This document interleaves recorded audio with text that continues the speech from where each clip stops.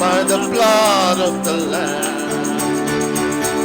Clothed in your righteousness, in your favor we stand.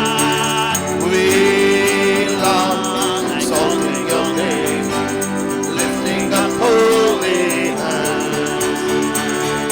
Praise to Almighty God, Jehovah the great I am. Let there be joy in the house of the Lord. Let there be praise to the God of our salvation. Let there be singing and shouting, dancing and celebration. Children of Zion, children of Zion, children of Zion, rejoice. Let there be joy in the house of the Lord. Let there be praise to the God of our salvation. Let there be singing and shouting, dancing and celebration.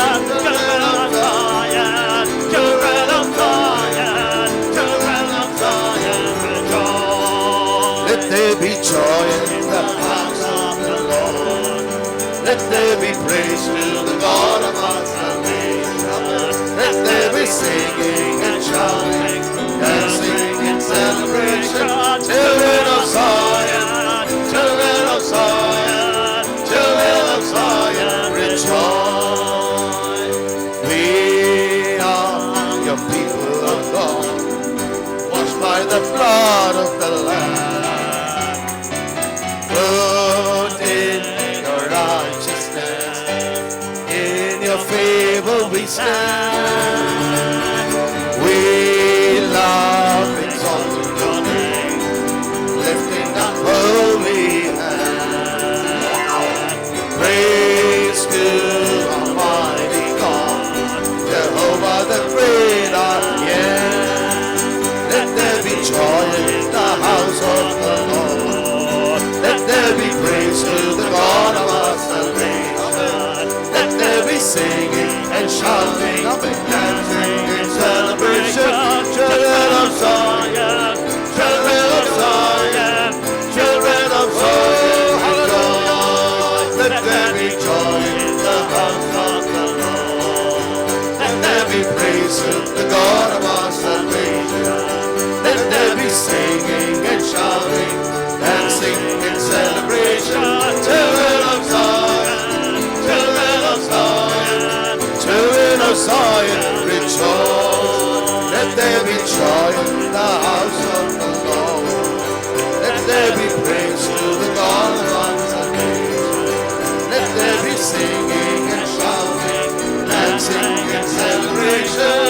Children of Zion, children of Zion, hallelujah. Children of Zion, rejoice. Let there be joy in the house of the Lord. Let there be praise to the God of our salvation. Let there be singing and shouting, dancing and celebration. Children of Zion, children of Zion, children of Zion, rejoice. Let there be joy in the house of the Lord. Let there be praise to the God of our salvation. Let there be singing and shouting, dancing and celebration. Children of Zion, children of Zion, children of Zion, rejoice. Let there be joy in the house of the Lord. Amen. Let there be praise to the God of our salvation. Let there be singing and shouting, dancing and celebration. Children of Zion, children of Zion, children of Zion, rejoice. Shall we bow our heads in a moment of prayer, please? நாம் ஜெபிப்போம். தலை தாழ்த்தி ஆண்டவரை நோக்கி பார்ப்போம்.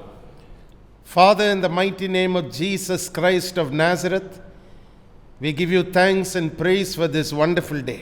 இந்த அருமையான நாளுக்காக உமக்கு துதியையும் நன்றியும் உம்முடைய குமாரனாகிய இயேசு கிறிஸ்துவின் நாமத்தினாலே உமக்கு செலுத்துகிறோம் பிதாவே. We thank you for this day that you have ordained for us to come together again, to be in your presence and to learn from your Spirit, O God. உம்முடைய சமூகத்திலே மீண்டும் கூடி வரும்படியாகவும் ஆண்டவரே உம்முடைய ஆவியானவரின் சத்தத்தை கேட்டு நாங்கள் இன்றைக்கு கற்றுக்கொள்ளும்படியாகவும் எங்களுக்கு கொடுத்த இந்த நல்ல நாளுக்காக உமக்கு நன்றி ஆண்டவரே. May your word that goes forth never return void, but accomplish the purpose for which it was sent. புறப்பட்டு செல்கிற ஒவ்வொரு வார்த்தையும் ஆண்டவரே, அது என்ன நோக்கத்திற்காக அனுப்பப்பட்டதோ அந்த நோக்கத்தை நிச்சயமாக நிறைவேற்றும் என்பதை அறிந்திருக்கிறோம். We want you to be glorified in the midst of your people. ஆண்டவரே, உம்முடைய ஜனங்கள் மத்தியிலே நீர் மகிமைப்பட வேண்டும் என்று சொல்லி நாங்கள் விரும்புகிறோம். We want your name to be lifted up over and over again as the name above all names, the name of Jesus. எல்லா நாமத்திற்கும் மேலான நாமம் உம்முடைய நாமம் என்பதாக உம்முடைய ஜனத்தின் மத்தியிலே காணப்படட்டும் அப்பா. Father, we give you thanks because you're the only one who knows exactly each one of your children, not only by their names, but you know everything about their lives. ஆண்டவரே, நீர் உம்முடைய பிள்ளைகளுடைய பெயரை மாத்திரமல்ல அவர்களுடைய வாழ்க்கை குறித்ததான ஒவ்வொன்றையும் அறிந்த தேவனாக இருக்கிறபடினாலே உமக்கு நன்றி சொல்கிறேன் அப்பா. Speak to their hearts.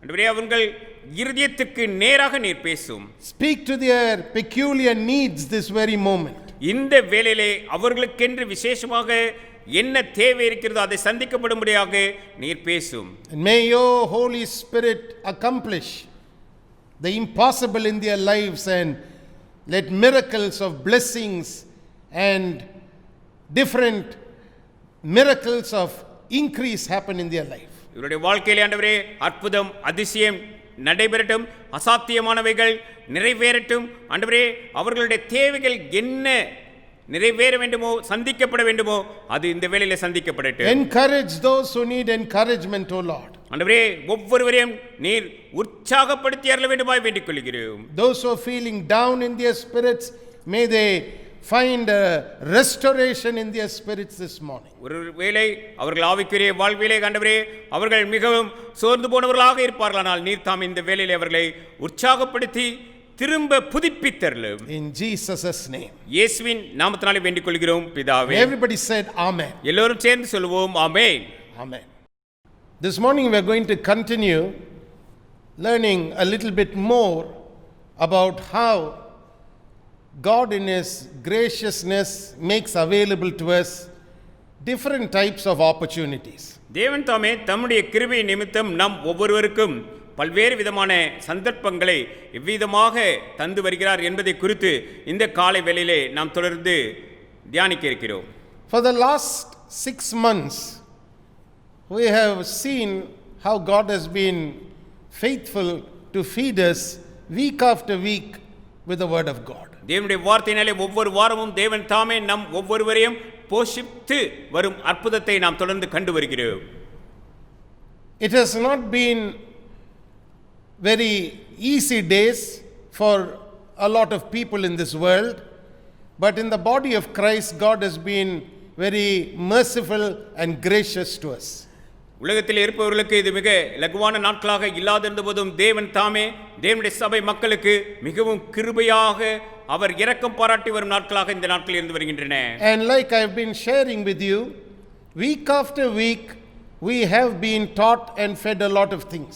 நாம் ஒவ்வொரு வாரமும் நாம் வித்தியாசமானவைகளினாலே போஷிக்கப்பட்டவர்களாக தொடர்ந்து போஷிக்கப்பட்டு வருகிறோம். Today I'd like to talk to you about how God gives each one of us in the body of Christ an opportunity to recognize specific anointings. நாம் தேவனுடைய சபையில் இருக்கக்கூடிய நாம் எப்படியாக ஒரு குறிப்பிட்ட அபிஷேகத்தை எப்படியாக இனம் கண்டு அதை புரிந்து கொள்வது என்பதை குறித்ததான சந்தர்ப்பத்தை குறித்து நாம் இன்றைக்கு கற்றுக்கொள்ளப் போகிறோம். Remember, God doesn't want you to walk in ignorance. நாம் அறியாமையிலே வாழ்வது தேவனுக்கு விருப்பமில்லை. And we have been looking at a couple of things earlier which I'd like to remind you very briefly about before we start looking at this morning's scripture portion. இன்றைய நாளுக்குரிய வேதாகம வாக்கியங்களுக்கு நான் கடந்து செல்வதற்கு முன்பதாக நாம் ஏற்கனவே பார்த்த சிலவற்றை உங்களுக்கு நினைவுபடுத்திவிட்டு மேலே செல்லலாம் என்று சொல்லியதாக நான் விரும்புகிறேன். I just want to remind you about what the meaning of a Pharisee is.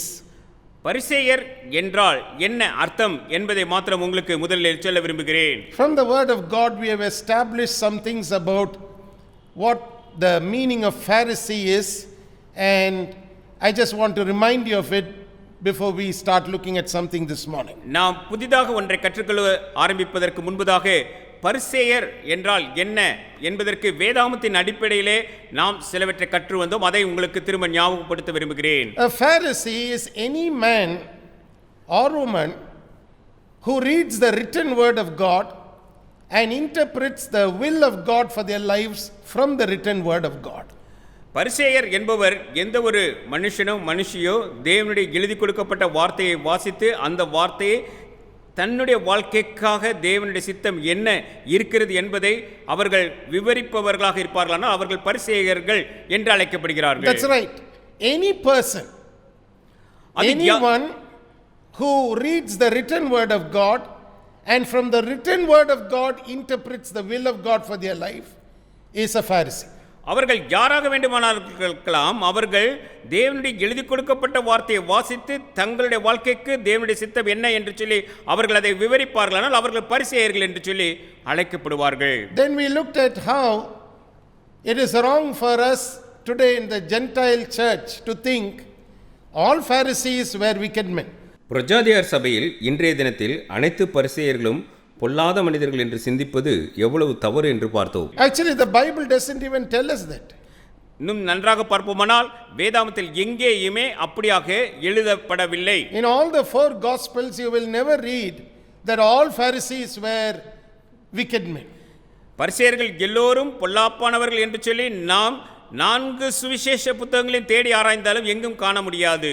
That's why we looked at a couple of them who were good Pharisees, and we have them named in the Bible for us, like Nicodemus and Gamaliel and Manahen. நிக்கதேமு, கமாலியல், மனேயின் போன்றவர்களை குறித்து வேதாகமம் நல்ல பரிசேயர்கள் என்று சொல்லி நமக்கு சொல்லியிருக்கிறது. அவர்களை குறித்தும் நாம் கடந்த வாரங்களிலே பார்த்தோம். We also have Paul named as a Pharisee. நாம் பவுலும் பரிசேயர் என்று சொல்லியதாக இருந்தார் என்று சொல்லி நாம் அறிந்து கொள்கின்றோம். Again I want to repeat to you, the Bible doesn't tell us that Paul was a Pharisee. The Bible says whenever Paul spoke and wherever he stood, even as a believer in Christ or in Yeshua, he constantly maintained that he is a Pharisee and the son of a Pharisee.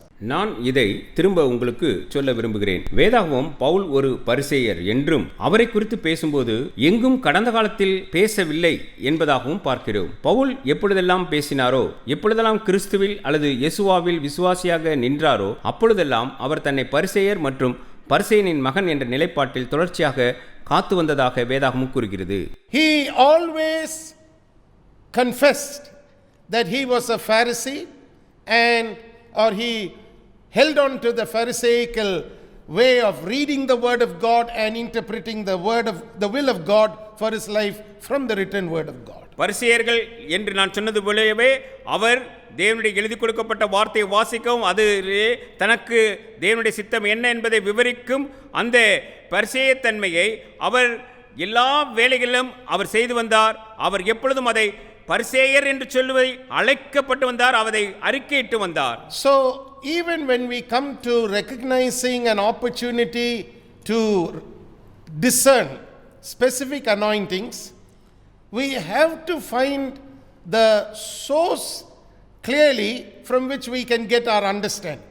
நாம் குறிப்பிட்ட அபிஷேகத்தை இனம் கண்டு பிரித்து கொள்வதற்கு அது எந்த ஆதாரத்திலிருந்து அது வருகிறது என்பதை சொல்லியதாகவும் நாம் அறிந்திருக்க வேண்டும். And I believe that the answer for us is found very, very clearly in the scriptures, and that's going to be the main emphasis of the scripture portion I'm going to share with you this morning. இதற்குரிய பதில் வேத வசனங்களில் கண்டறியலாம் என நான் நம்புகிறேன்.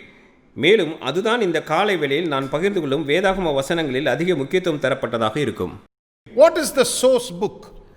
நமக்கு ஆதாரமாக இருக்கக்கூடிய புத்தகம் தான் என்ன? Or what is the source from which you get the grace to recognize different specific anointings that God gives us? தேவன் தாமே நமக்கு கொடுக்கிற குறிப்பிட்ட அபிஷேகங்களை நாம் பிரித்து கண்டுகொள்வதற்கு ஏற்றுக்கொள்வதற்கு வேண்டிய கிருபையை தரக்கூடிய ஆதாரமானது எது என்று சொல்லி நாம் அறிந்து கொள்ள வேண்டும். Now, turn with me please, if you have your Bibles, to Luke's Gospel chapter 4.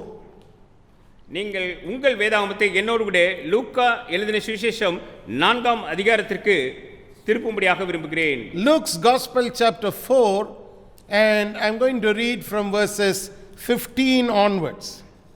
லூக்கா எழுதின சுவிசேஷம் 4ஆம் அதிகாரம் 15ஆம் வசனம் முதல் உள்ள வசனங்களை நான் உங்களுக்காக வாசிக்க இருக்கிறேன். Or let me read to you from verses 14 onwards. அல்லது நான் 14 இருந்தே உங்களுக்காக வாசிக்கிறேன். You can make a note of these scriptures because they are going to be useful for you in learning a few things this morning. இந்த காலவேளையில் நாம் கற்றுக்கொள்ள மிகவும் உதவியாக இருக்க போகிறபடியினாலே இந்த வேத வாக்கியங்களை நீங்கள் குறித்து வைத்துக் கொள்ளும்படியாக நான் விரும்புகிறேன். And Jesus, verse 14 onwards, Luke 4:14, and Jesus returned in the power of the Spirit into Galilee, and there went out a fame of him through all the region round about him. லூக்கா 4ஆம் அதிகாரம் 14ஆம் வசனம், பின்பு இயேசு ஆவியானவருடைய பலத்தினாலே கலிலேயாவுக்கு திரும்பி போனார், அவருடைய கீர்த்தி சுற்றிலும் இருக்கிற தேசமெங்கும் பரம்பிற்று. And he taught in their synagogues, being glorified of all. அவர்களுடைய ஜெப ஆலயங்களில் அவர் உபதேசித்து எல்லாராலும் புகழப்பட்டார். And he came to Nazareth, where he had been brought up, and as his custom was, he went into the synagogue on the Sabbath day and stood up for to read. தாம் வளர்ந்த ஊராகிய நாசரேத்துக்கு அவர் வந்து தம்முடைய வழக்கத்தின்படியே ஓய்வு நாளில் ஜெப ஆலயத்திலே பிரவேசித்து வாசிக்க எழுந்து நின்றார். And there was delivered unto him the book of the prophet Isaiah, and when he had opened the book, he found the place where it was written, The Spirit of the Lord is upon me, because he hath anointed me to preach the gospel to the poor. He hath sent me to heal the brokenhearted, to preach deliverance to the captives, and recovering of sight to the blind, to set at liberty them that are bruised, to preach the acceptable year of the Lord. And he closed the book, and he gave it again to the minister, and sat down, and the eyes of all them that were in the synagogue were fastened on him. And he began to say unto them, This day is the scripture fulfilled in your ears. 17ஆம் வசனம் முதல் நான் வாசிக்கிறேன். அப்பொழுது ஏசாயா தீர்க்கதரிசியின் புத்தகம் அவரிடத்தில் கொடுக்கப்பட்டது. அவர் புஸ்தகத்தை விரித்தபோது, கர்த்தருடைய ஆவியானவர் என் மேல் இருக்கிறார், தரித்திரருக்கு சுவிசேஷத்தை பிரசங்கிக்கும்படி என்னை அபிஷேகம் பண்ணினார், இருதயம் நறுங்குண்டவர்களை குணமாக்கவும், சிறைப்பட்டவர்களுக்கு விடுதலையையும், குருடருக்கு பார்வையையும் பிரசித்தப்படுத்தவும், நொறுங்குண்டவர்களை விடுதலையாக்கவும், கர்த்தருடைய அனுக்கிரக வருஷத்தை பிரசித்திப்படுத்தவும் என்னை அனுப்பினார் என்று எழுதியிருக்கிற இடத்தை அவர் கண்டு வாசித்து புஸ்தகத்தை சுருட்டி பணிவிடைக்காரனிடத்தில் கொடுத்து உட்கார்ந்தார். ஜெப ஆலயத்தில் உள்ள எல்லோருடைய கண்களும் அவர் மேல் நோக்கமாயிருந்தது. அப்பொழுது அவர் அவர்களோடே பேசத் தொடங்கி, உங்கள் காதுகள் கேட்க இந்த வேத வாக்கியம் இன்றைய தினம் நிறைவேறிற்று என்றார். Now I want you to see how verse 14 begins. நீங்கள் 14ஆம் வசனம் எப்படியாக ஆரம்பிக்கிறது என்று சொல்லி பார்க்கும்படியாக விரும்புகிறேன். The Bible says, and Jesus returned in the power of the Spirit into Galilee. கலிலேயாவுக்கு இயேசு ஆவியானவருடைய பலத்தினாலே திரும்பி போனார் என்று இருக்கிறதை பாருங்கள். This is a very powerful statement recorded for us by Dr. Luke. நமக்காக டாக்டர் லூக் அவர்களால் எழுதி கொடுக்கப்பட்ட மிக வல்லமையுள்ள வாக்கியமாக இந்த வாக்கியம் இருக்கிறது. After the temptation is over, we find Jesus returning once again to Galilee, not as a weak person, not as a person who's drained of all energy, but he is returning in the power of the Spirit. சோதனை காலம் முடிந்து இயேசு கலிலேயாவிற்கு மீண்டும் திரும்பும்போது பலவீனராக அல்ல, தனது சக்தியை இழந்தவராக அல்ல, அவர் ஆவியானவரின் வல்லமையோடு திரும்பி வந்தார். Now what you understand in this portion of scripture is every season of temptation must yield to the power that lies on a person which comes from God. ஒவ்வொரு சோதனை நாட்கள் நிறைவேறும் வேளையிலும் தேவனிடத்திலிருந்து வரக்கூடிய வல்லமையை பெற்றுக்கொள்ளக்கூடிய ஒரு பருவகாலமாக அந்த நாட்கள் இருக்க வேண்டும் என்பதையே நாம் இந்த பகுதியிலிருந்து கற்றுக்கொள்கிறோம். Temptation days are not to be interpreted as being days of being drained of energy, but rather temptation days must end in whoever is going through that temptation being strengthened by the Holy Spirit. சோதனை நாட்கள் நம்மை பலவீனப்படுத்தும் அல்லது வல்லமை இழக்கும் நாட்களாக இல்லாது சோதனை நாட்கள் பரிசுத்த ஆவியானவரினாலே நம்மை பலப்படுத்தும் நாட்களாக இருக்க வேண்டும் என்பதை நாம் நிச்சயித்து அறிந்து கொள்ள வேண்டும். Now, if you look at it in that context, you begin to understand that every person who has an assignment from God needs the power of the Spirit upon their life. இந்த சூழ்நிலையிலே நாம் இந்த வசனத்தை உற்று நோக்குவோமானால் தேவனுடைய சித்தம் என்று ஒன்றை நிறைவேற்றும்படியாக ஒருவர் இருப்பாரானால் அதை நிறைவேற்றுவதற்கு வேண்டிய பலத்தை அவரிடத்திலிருந்து பெற்றுக்கொள்ள வேண்டியவர்களாகவும் இருக்கிறார்கள் என்று அறிந்து கொள்கிறேன். I want you to make a special note of that phrase, power of the Spirit. ஆவியானவருடைய பலத்தினாலே என்று இருக்கிறதே, அதை நீங்கள் நன்றாக குறித்துக் கொள்ள வேண்டும் என்று சொல்லி நான் விரும்புகிறேன். Or in the power of the Spirit. இன்னும் சொல்லப்போனால் அவர் ஆவியானவர்களுடைய பலத்தினாலே என்று அர்த்தமாகிறது. Now, every assignment that God gives any man, if the person is called of God, separated by God, and ordained by God for a work, then God gives that particular individual empowerment by His Spirit. தேவன் தாமே ஒருவரை தெரிந்தெடுத்து ஒரு பணிக்கென்று அவர்களை அழைத்ததாக இருக்குமானால் அந்த பணியை நிறைவேற்றுவதற்கான தேவையான அந்த வல்லமையை அவர் தாமே அவர்களுக்கு கொடுத்து வல்லமைப்படுத்துவார். And that empowerment of the Spirit helps that person do something. In this case, the Bible tells us Jesus, who returned in the empowerment of the Spirit, taught in their synagogues and was glorified of all. ஆவியானவரின் பலப்படுத்துதல் செயல் செய்வதற்கு உதவுகிறது. வேதாகமம் இந்த இடத்தில் இயேசு ஆவியானவரினால் பலப்பட்டு திரும்பிய போது தேவாலயங்களில் உபதேசித்தார் மற்றும் அவருடைய கீர்த்தி அதிகமாய் பரம்பிற்று என்று சொல்கிறது. That means to teach in the synagogue required a qualification, and that qualification was not just an earthly qualification alone. It had to be something that was beyond the natural, and that is what is explained to us in verse 14. நமக்கு 14ஆம் வசனத்திலே இதைத்தான் நமக்கு விவரித்து சொல்கிறது. ஜெப ஆலயத்திலே உபதேசிப்பதற்கு உலக பிரகாரமான தகுதி அல்ல, அதற்கும் மேலான ஒரு தகுதி தேவைப்பட்டது. அது கிறிஸ்துவுக்கு அந்த நாளிலே கொடுக்கப்பட்டிருந்தது என்று சொல்லி நாம் அறிந்து கொள்கிறோம். Now there were many other people who were there in the synagogue who were doing a lot of work, but it was only Jesus and his teaching that brought glory to God.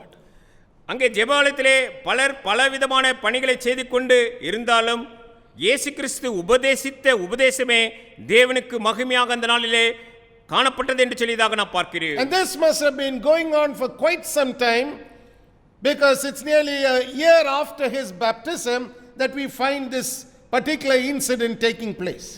இது தொடர்பாக சில காலம் நடந்து வந்திருக்க வேண்டும். ஏனெனில் அவர் ஞானஸ்நானம் பெற்று ஒரு வருடம் கழித்து இந்த சம்பவம் நிகழ்கிறதாக பார்க்கிறோம். Then in verse 16 the Bible says, and he came to Nazareth where he had been brought up.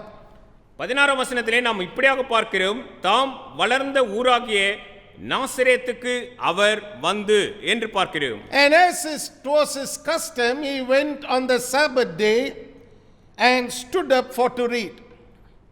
தம்முடைய வழக்கத்தின்படியே ஓய்வு நாளில் ஜெப ஆலயத்திலே பிரவேசித்து வாசிக்க எழுந்து நின்றார் என்றும் எழுதியிருக்கிறது.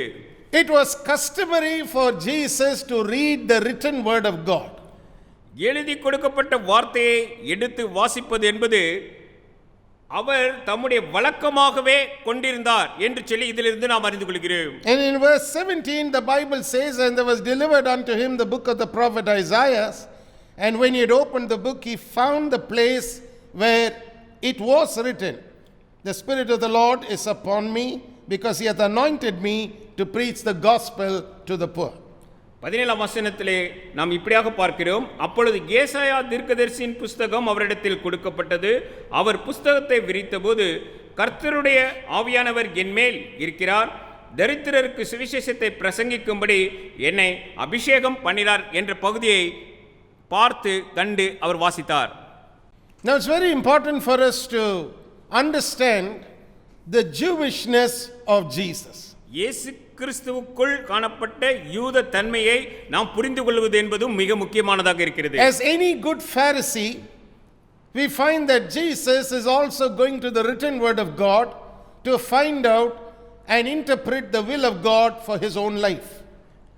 ஒரு நல்ல பரிசேயன் என்ன செய்வாரோ அதை போலவே இங்கே கிறிஸ்து இயேசு எழுதி கொடுக்கப்பட்ட வார்த்தைக்கு சென்று தம்மை குறித்து அது என்ன விவரிக்கிறது என்பதை எடுத்து வாசிப்பதை நாம் பார்க்கிறோம். Bible says the minister of the synagogue handed over to him the book of Isaiah, and Jesus turned to the place which he believed spoke about him.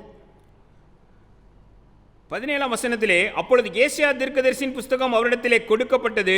அவர் புஸ்தகத்தை விரித்து தம்மை குறித்து அவர் என்ன எழுதியிருக்கிறதோ அதை கண்டு வாசிக்க ஆரம்பித்ததை நான் பார்க்கிறோம். He started reading from what we today have in our Bibles as Isaiah chapter 61.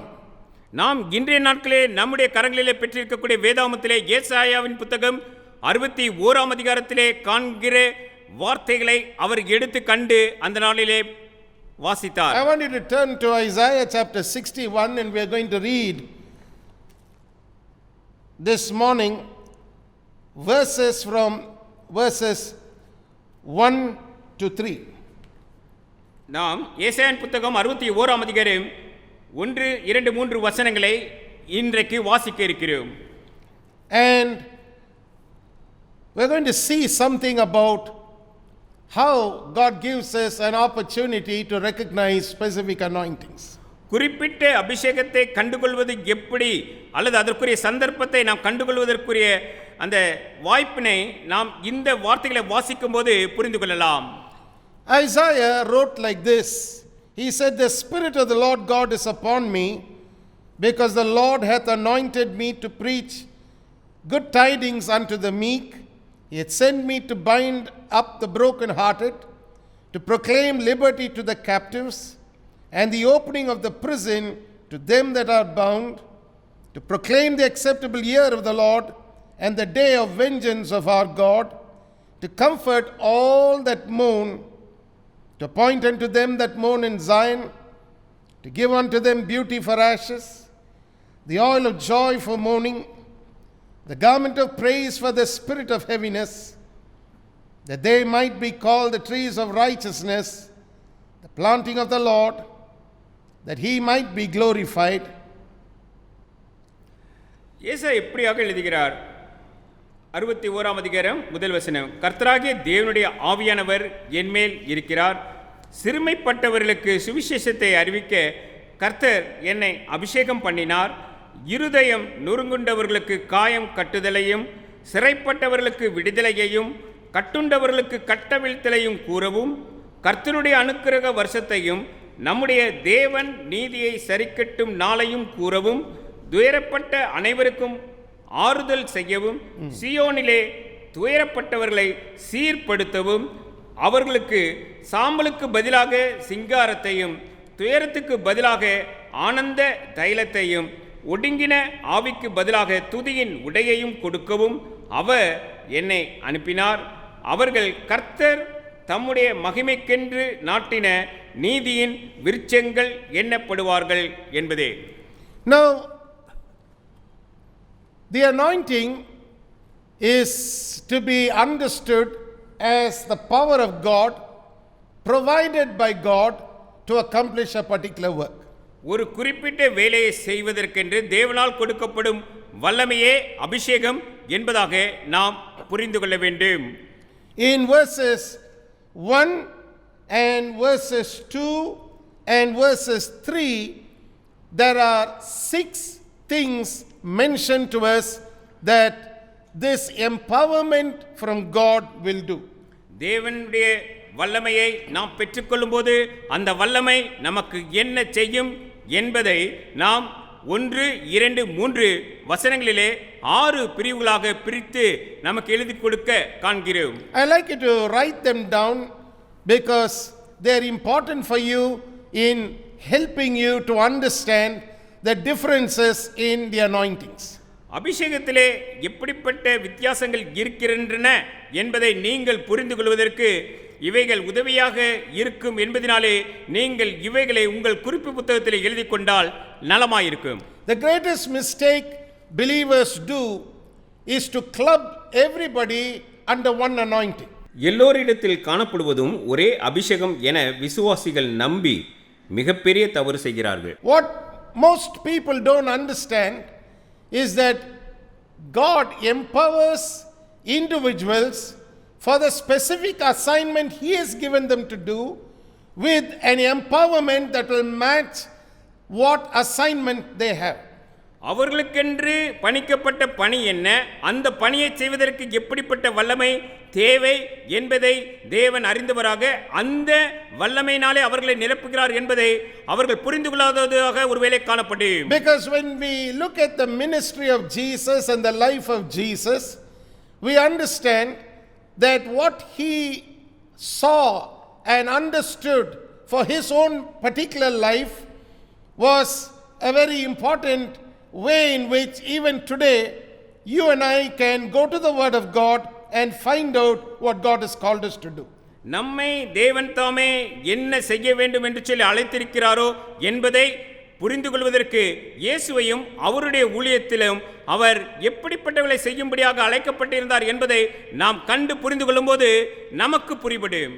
If you have your English Bibles, every one of these 6 things are mentioned with a particular prefix attached to it, and that prefix is the word to.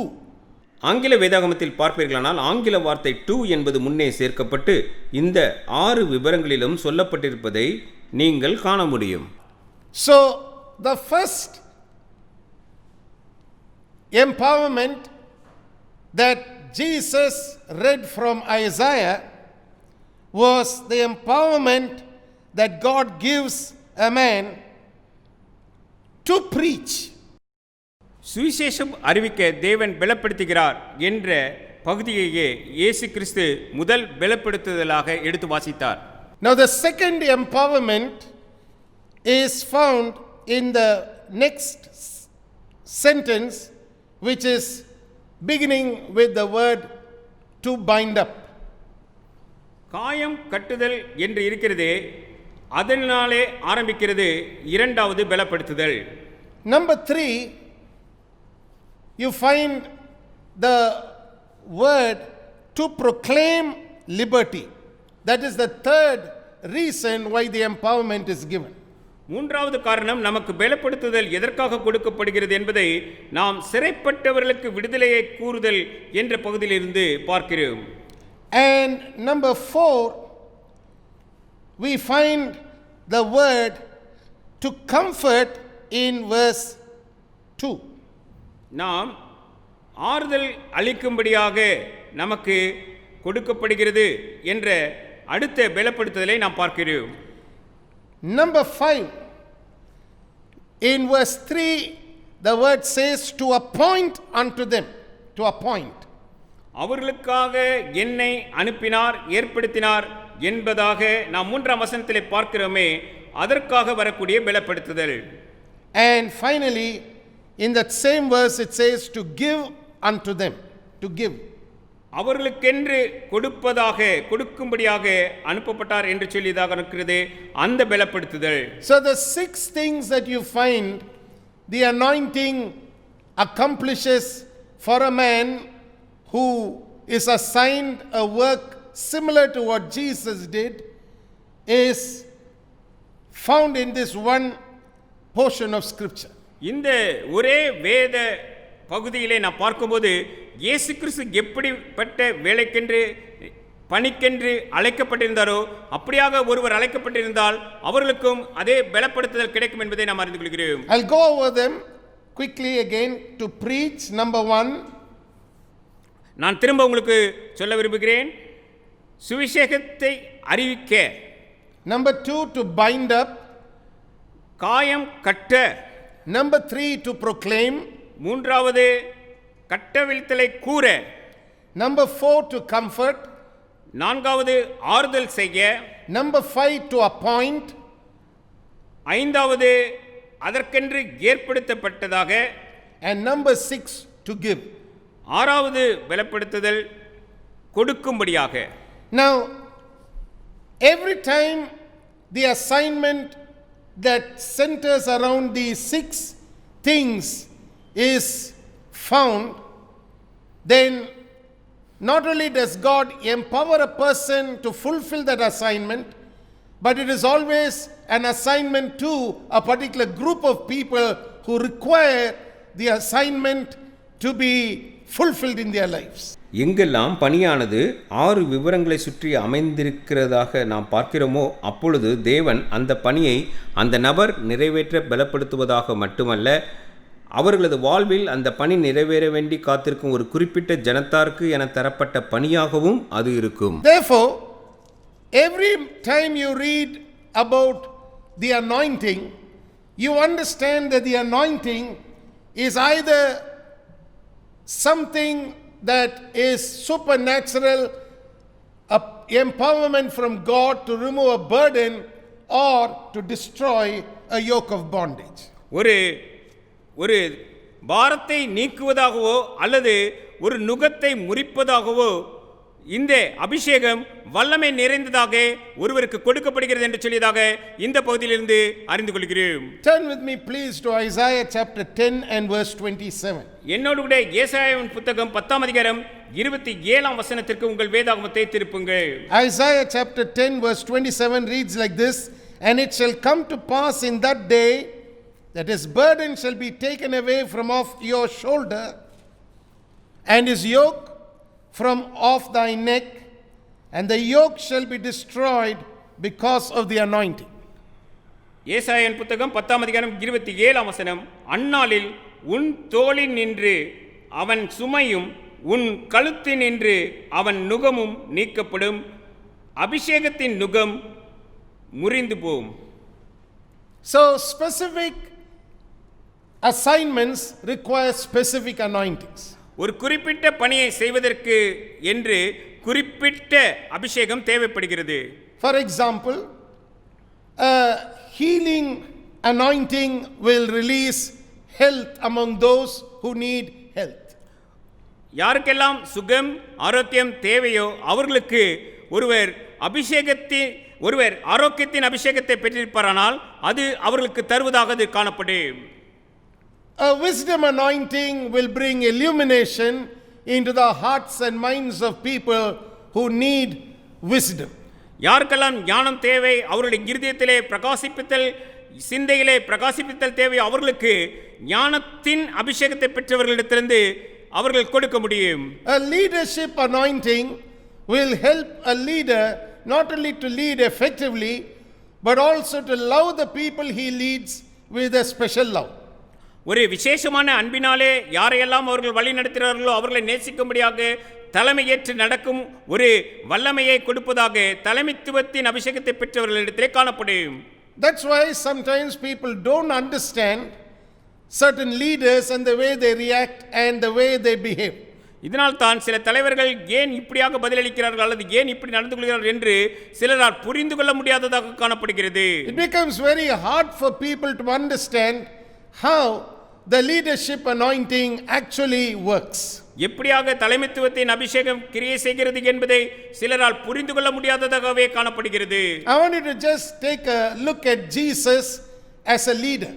நீங்கள் இயேசுவை நீங்கள் ஒரு தலைவராக பாருங்கள், அப்பொழுது எப்படி இருக்கிறது என்று சொல்லி நாம் பார்க்கலாம். The moment you see him being confronted by Judas Iscariot, who's come to betray him, you find Jesus looking at him and addressing him as friend. யூதாஸ் கரியத்து தன்னை காட்டிக் கொடுக்கும்படியாக வந்திருக்கிறான் என்று அறிந்திருந்தும் அவனிடத்திலே நண்பனே என்று சொல்லியதாக சொல்லி கூப்பிடுவதை நாம் பார்க்கிறோம். I want you to write these things down because these things help you get a better picture of the anointing that flows on leaders. தலைவர்கள் மீது எப்படிப்பட்ட அபிஷேகம் புறப்பட்டு வருகிறது, அவர்களிடத்தில் காணப்படுகிறது என்பதை புரிந்து கொள்வதற்கு இவைகள் உதவியாக இருக்கும் என்பதனாலே இவைகளை குறித்து நான் சொல்வதை நீங்கள் தயவு செய்து குறித்துக் கொள்ளுங்கள். It's the same anointing that caused Jesus to look at John and entrust his earthly mother into the hands of John. இதே அபிஷேகம் தான் யோவான் இடத்திலே தன்னுடைய உலக பிரகாரமான தாயை அங்கே ஒப்படைக்கும்படியாக அவருக்கு உதவியது. And it is that same leadership anointing that continued to embrace a Peter who had denied Jesus vehemently. மிகவும் மோசமாக மறுதலித்த பேதுருவை கூட அங்கே ஏற்றுக்கொள்ளக்கூடியதாக இதே தலைமைத்துவத்தின் அபிஷேகம் தான் அவருக்கு உதவியது. So leadership anointing not only helps a leader to lead effectively but also to love very amazingly. தலைமைத்துவை பொறுப்பெடுத்து அதை நடத்துவதிலே மாத்திரமல்ல, அவர்களை மிக அருமையாக நேசிப்பதற்கும் கூட இந்த தலைமைத்துவத்தின் அபிஷேகம் அவர்களுக்கு உதவியாக இருக்கிறது என்று சொல்லி நாம் அறிந்து கொள்கிறோம். Then an administrative anointing helps people to bring order into a place where there is confusion. எந்த இடத்திலெல்லாம் குழப்பம் இருக்கிறது அங்கெல்லாம் ஒரு சீரான நிலைமை வரும்படியாக நிர்வாகத்தை குறித்ததான அபிஷேகத்தை ஒருவர் பெற்றிருப்பானால் ஆனால் அது அவர்களுக்கு உதவியாக இருக்கு. And anointing of a psalmist helps people unlock worship in their midst. அவர்கள் மத்தியிலே ஆராதனையை வெளிப்படுத்தும்படியாக அங்கே சங்கீதக்காரர்களுக்குரிய அபிஷேகம் அங்கே உதவி செய்வதாக காண்கிறோம். That's why it's very important for us to go to the source and learn from the source on how to discern the anointings.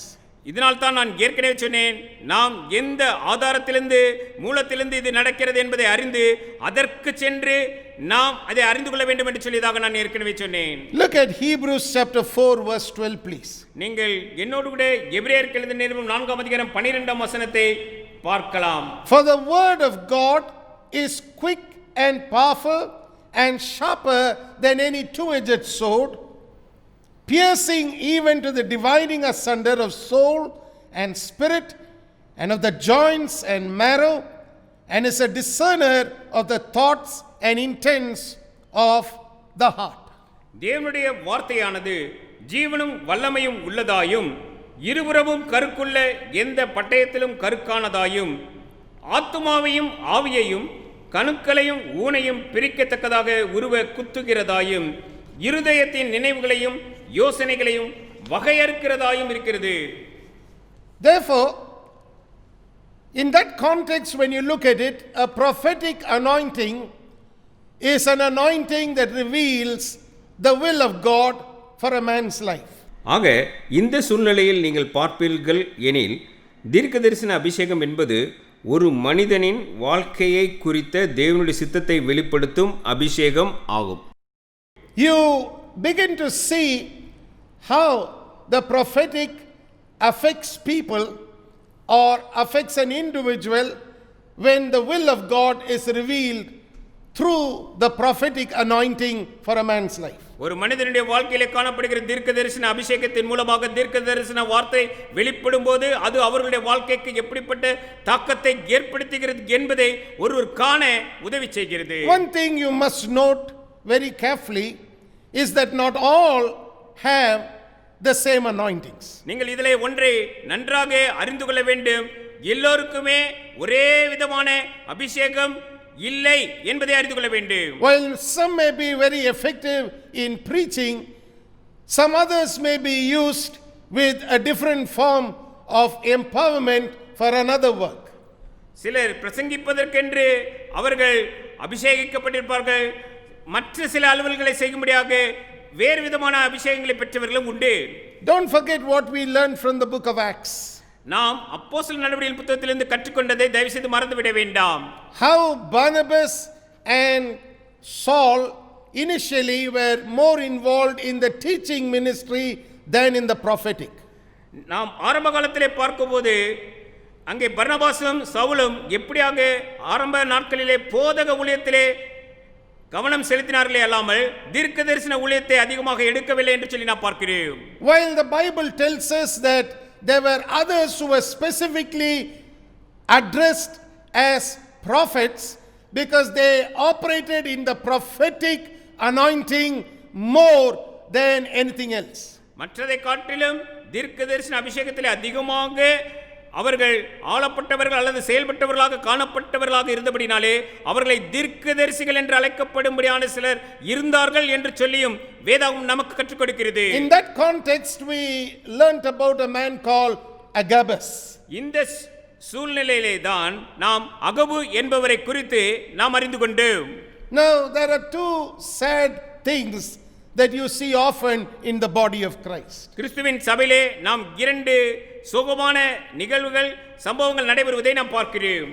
Many people, number one, never enjoy their Christian life because they never recognize the empowerment that God has given to them. அவர்களுக்கு தேவன் தாமே எப்படிப்பட்ட பலப்படுத்துதலை கொடுத்திருக்கிறார் என்பதை அறியாதவர்களாக இருக்கிறபடியினாலே அவர்களுடைய கிறிஸ்துவ வாழ்க்கையை அனுபவித்து வாழாதவர்களாக சிலர் காணப்படுகிறார்கள். So they don't know what kind of a blessing they have to be to others. அவருடைய வாழ்க்கையிலே மற்றவர்களுக்கு எப்படியாக ஆசீர்வாதமாய் இருப்பது என்பதை குறித்தும் அறியாதவர்களாக இருக்கிறார்கள். So every day is a burdensome day for them. அவர்களுக்கு ஒவ்வொரு நாளும் பாரமான நாட்களாகவே கடந்து செல்வதாக காணப்படும். There is no pleasure of achievement in their life. அவருடைய வாழ்க்கையிலே இதை சாதித்தேன் என்பதற்கான அப்படிப்பட்ட ஒரு சந்தோஷம் நிறைந்த நாட்களாக அது இருக்காது. They think that every day is a day filled with misery rather than a day filled with good success. ஒவ்வொரு நாளும் வழிகள் வாய்க்கப்பெறும் நாளாக இல்லாது துயரம் நிறைந்த நாளாக இருக்கும் என நினைக்கின்றனர். They think that it's miserable days. இன்னும் சொல்ல போனால் அவர்களுக்கு அது மிகவும் பாரமான நாட்களாக காணப்படும். And that all takes place because they have not learned to recognize what has God personally given them to do. என்ன செய்ய தங்களை தேவன் தாமே பலப்படுத்தியிருக்கிறார் என்பதை அவர்கள் அறியாதவர்களாக இருக்கிறபடினாலே இப்படியாக சம்பவிக்கிறது. Then there's another group of people in the church who miss on miracles and many blessings because they fail to recognize the differences in the anointings that God gives. தேவன் தாமே கொடுக்கிற அபிஷேகங்களிலே வேறுபாடு உள்ளது என்பதை அறியாதவர்களாக இருக்கிறபடினாலே தங்களுடைய வாழ்க்கையிலே தேவன் தாமே கொடுக்கிற அற்புதங்களையும் ஆசீர்வாதங்களையும் பகுத்து உணர முடியாதவர்களாக சிலர் இருப்பதாகவும் நாம் பார்க்கிறோம். That means they have not understood how to celebrate the anointing that is on other people's lives. மற்றவருடைய வாழ்க்கையிலே காணப்படுகிற அபிஷேகத்தை கண்டு அதிலே அவர்கள் உவகை அல்லது கொண்டாடுபவர்களாக அவர்கள் இல்லாததாக காணப்படுகிறது. That's why I want to share with you on certain keys in understanding the anointing that flows in your life as well as in others' lives. அதனால்தான் உங்கள் வாழ்க்கையில் காணப்படும் அபிஷேகம் மற்றவர்களது வாழ்க்கையில் காணப்படும் அபிஷேகம் குறித்த புரிந்து கொள்ளுதலுக்குரிய சில திறவுகோல்களை நான் உங்களுடன் பகிர்ந்து கொள்ளும்படி விரும்புகிறேன். I want you to understand how these anointings flow in your life and how they manifest in other people's lives so that every day in the body of Christ can be a day of great joy and fulfillment and achievement. உங்களுடைய வாழ்க்கையிலே மற்றவருடைய வாழ்க்கையிலும் இந்த அபிஷேகம் எப்படியாக புரண்டோடுகிறது எப்படி செயல்படுகிறது என்பதை அறியும் போது ஒவ்வொரு நாளும் நாம் சாதிக்கும் நாட்களாக மகிழ்ந்து கலிகுற நாட்களாக பண்டிகை நாட்களாக நமக்கு காணப்படும். Therefore there are a few keys that you will find in the Bible I want to share those keys with you so you may understand how to unlock the door of knowing these specific ways in which God anoints people. ஆக நீங்கள் வேதாகமத்தில் சில திறவுகோல்களை காண முடியும். இந்த மனிதர்களை தேவன் தாம் எப்படி குறிப்பிட்ட வழிகளில் அபிஷேகிக்கிறார் என்பதை புரிந்து கொள்ள உள்ள கதவை திறப்பது எப்படி என்பதை புரிந்து கொள்ள உதவும் அந்த திறவுகோல்களை உங்களுடன் நான் பகிர்ந்து கொள்ள விரும்புகிறேன். There are a couple of things I want to share with you. நான் ஒரு சில விவரங்களும் இவைகளோடு கூட சேர்த்து சொல்ல விரும்புகிறேன். Number 1, the anointing is the power of God. முதலிலே நாம் அறிந்து கொள்ள வேண்டியது அபிஷேகம் என்பது தேவனுடைய வல்லமை என்று அறிந்து கொள்ள வேண்டும். You must know there is something very, very different between the natural strength of a man and the supernatural strength of God. ஒரு மனிதனுடைய இயற்கையான பலத்திற்கும் தேவன் தருகிற அற்புதமான அல்லது இயற்கைக்கு அப்பாற்பட்ட பலத்திற்கும் வித்தியாசம் இருக்கிறது என்பதை ஒருவர் முதலிலே அறிந்து கொள்ள வேண்டும். Never confuse the two. நீங்கள் ஒருபோதும் சத்தியத்தை குறித்ததிலே நீங்கள் குழப்பமடைய வேண்டாம். Today many people fail to realize the difference between natural strength and the strength of God. இயற்கையான பலம் என்ன, தேவன் தாமே கொடுக்கிற பலன் தான் என்ன என்பதை அநேகர் இந்நாட்களிலே புரியாதவர்களாக காணப்படுகிறார்கள்.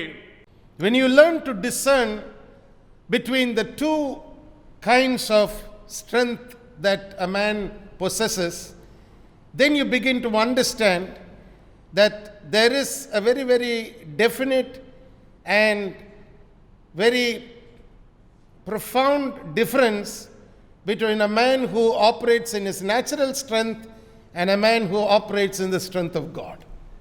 இரண்டு பலத்தையும் வேறுபடுத்தி பார்க்கக்கூடிய தன்மையை நீங்கள் பெற்றிருப்பீர்களானால் ஒரு மனிதர் தன்னுடைய சுய பலத்திலே செயல்படுகிறாரா அல்லது தேவனுடைய பலத்திலே செயல்படுகிறார் என்பதை நீங்கள் லகுவாக கண்டுகொள்ள முடியும். Look at Isaiah chapter 11 please. Isaiah chapter 11 verses 2 to 5, and you will see how the Bible talks to us about the power of God when it rested upon Jesus. ஏசாயா 11ஆம் அதிகாரத்தில் 2ஆம் வசனம் முதல் 5ஆம் வசனம் வரை பாருங்கள். அங்கே தேவனுடைய வல்லமை இயேசுவின் மீது தங்குவது அல்லது தங்கி இருந்தது பற்றி வேதாகமம் பேசுவதை நீங்கள் காண்பீர்கள். And the Spirit of the Lord shall rest upon him, the Spirit of wisdom and understanding, the Spirit of counsel and might, the Spirit of knowledge and of the fear of the Lord, and shall make him of quick understanding in the fear of the Lord. And he shall not judge after the sight of his eyes, neither reprove after the hearing of his ears, but with righteousness shall he judge the poor, and reprove with equity for the meek of the earth. And he shall smite the earth with the rod of his mouth, and with the breath of his lips shall he slay the wicked. And righteousness shall be the girdle of his loins, and faithfulness the girdle of his reins. ஏசாயின் புத்தகம் 11ஆம் அதிகாரம் 2ஆம் வசனம். ஞானத்தையும் உணர்வையும் அருளும் ஆவியும், ஆலோசனையையும் பேலனையும் அருளும் ஆவியும், அறிவையும் கர்த்தருக்கு பயப்படுகிற பயத்தையும் அருளும் ஆவியுமாகிய கர்த்தருடைய ஆவியானவர் அவர் மேல் தங்கியிருப்பார். கர்த்தருக்கு பயப்படுதல் அவருக்கு உகந்த வாசனையாயிருக்கும்.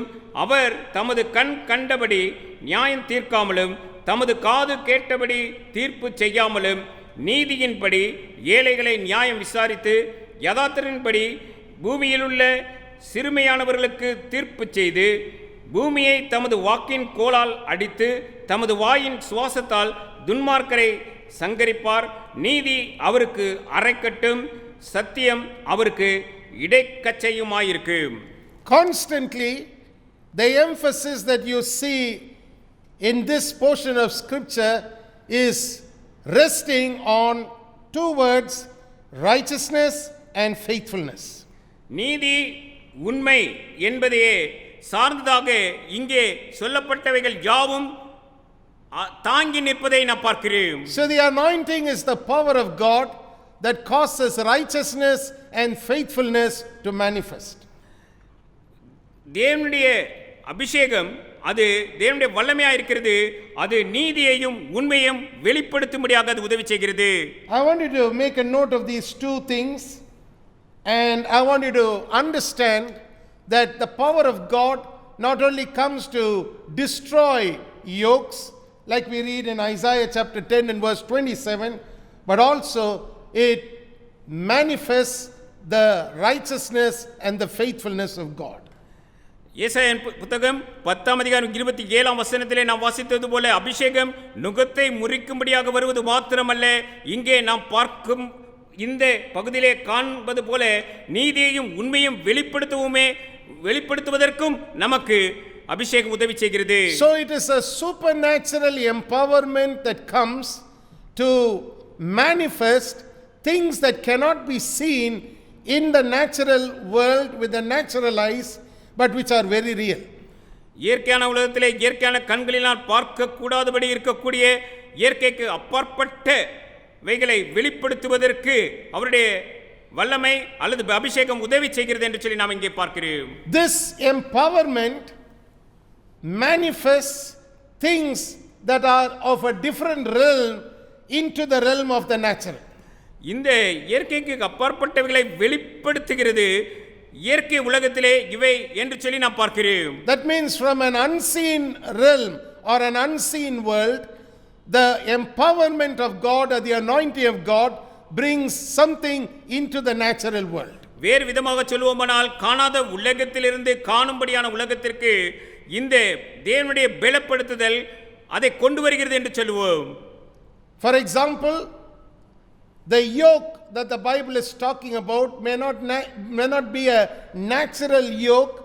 It may be a supernatural yoke in the supernatural world, which is draining a person, putting a person down, pushing a person into some form of bondage, and the empowerment of God comes and destroys that unclean yoke. நாம் பார்த்த நுகமானது உலக பிரகாரமான இயற்கை பிரகாரமான நுகமாக இல்லாமல் இயற்கைக்கு அப்பாற்பட்ட விதத்திலே அவர்களை பாரப்படுத்தி அவர்களை அழுத்தி கட்டி வைத்திருக்கக்கூடிய ஒரு கட்டாக இருக்கக்கூடிய நுகமாக இருக்குமானால் அதை உடைத்தெறிந்து அவர்களுக்கு வேண்டிய விடுதலை கொடுக்கும்படியாக அபிஷேகம் அவர்களுக்கு இறங்கி வந்து அவர்களுக்கு உதவி செய்கிறது என்று சொல்லி அறிந்து கொள்கிறேன். And in the process, righteousness and faithfulness is not only revealed but also restored back to the individual. இந்த செயல்பாட்டின் வேளையில் நீதியும் உண்மையும் வெளிப்படுத்தப்படுவது மட்டுமல்ல, அந்த தனிநபரிடம் மீண்டும் மீட்டெடுத்து தரும். Now, the second thing that I want you to know about the anointing is that the anointing is the power of God to conquer any enemy that emerges in your life. உங்களுடைய வாழ்க்கையிலே நீங்கள் எதிர்கொள்கிற எந்த சத்துருவையும் நீங்கள் மேற்கொள்ள உங்களுக்கு வேண்டிய பலத்தை கொடுக்கக்கூடியது இந்த அபிஷேகம் என்று சொல்லி நீங்கள் அறிந்து கொள்ள வேண்டும். Turn with me please to Acts chapter 10 and verse 38. என்னோடு கூட அப்போஸ்தலர் நடபடிகள் புத்தகம் 10ஆம் அதிகாரம் 38ஆம் வசனத்திற்கு உங்கள் வேதாகமத்தை திருப்புங்கள். The Bible reads like this: How God anointed Jesus of Nazareth with the Holy Ghost and with power, went about doing good and healing all that were oppressed of the devil, for God was with him. அப்போஸ்தலர் எழுதின நடபடிகளின் புத்தகம் 10ஆம் அதிகாரம் 38ஆம் வசனம். நசரனாகிய இயேசுவை தேவன் பரிசுத்த ஆவியினாலும் வல்லமையினாலும் அபிஷேகம் பண்ணினார். தேவன் அவருடனே கூட இருந்தபடியினாலே அவர் நன்மை செய்கிறவராயும் பிசாசின் வல்லமையில் அகப்பட்ட யாவரையும் குணமாக்குகிறவராயும் சுற்றி திரிந்தார் என்று எழுதி கொடுக்கப்பட்டிருக்கிறது. I want you to mark the scripture down because this is a direct reference to the same Luke chapter 4 Jesus that we read about, who directly went to the book of Isaiah and identified the Spirit of God and the will of God for his life. அவருடைய வாழ்க்கைக்கு தேவனுடைய ஆவியானவரின் தேவனுடைய சித்தத்தையும் இயேசு கிறிஸ்து நாம் ஏற்கனவே லூக்கா எழுதின சுவிசேஷம் 4ஆம் அதிகாரத்தில் இயேசு கிறிஸ்து கண்டு வாசித்தாரே, அந்த வேத பகுதிக்கு ஒத்துப்போகிற நேரடியாக ஒத்துப்போகிற ஒரு தேவ வசனமாக இருக்கிறபடினாலே இந்த வாக்கியங்களை நீங்கள் குறித்துக் கொள்ள வேண்டும் என்று சொல்லி நான் விரும்புகிறேன். Remember, any enemy in your natural world that comes into your life, God gives you an anointing or an empowerment to conquer that enemy.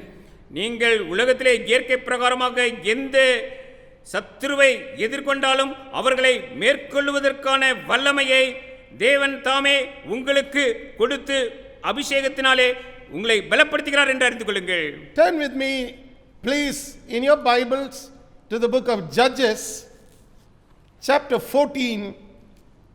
Judges chapter 14, and I want to read to you 2 verses, please.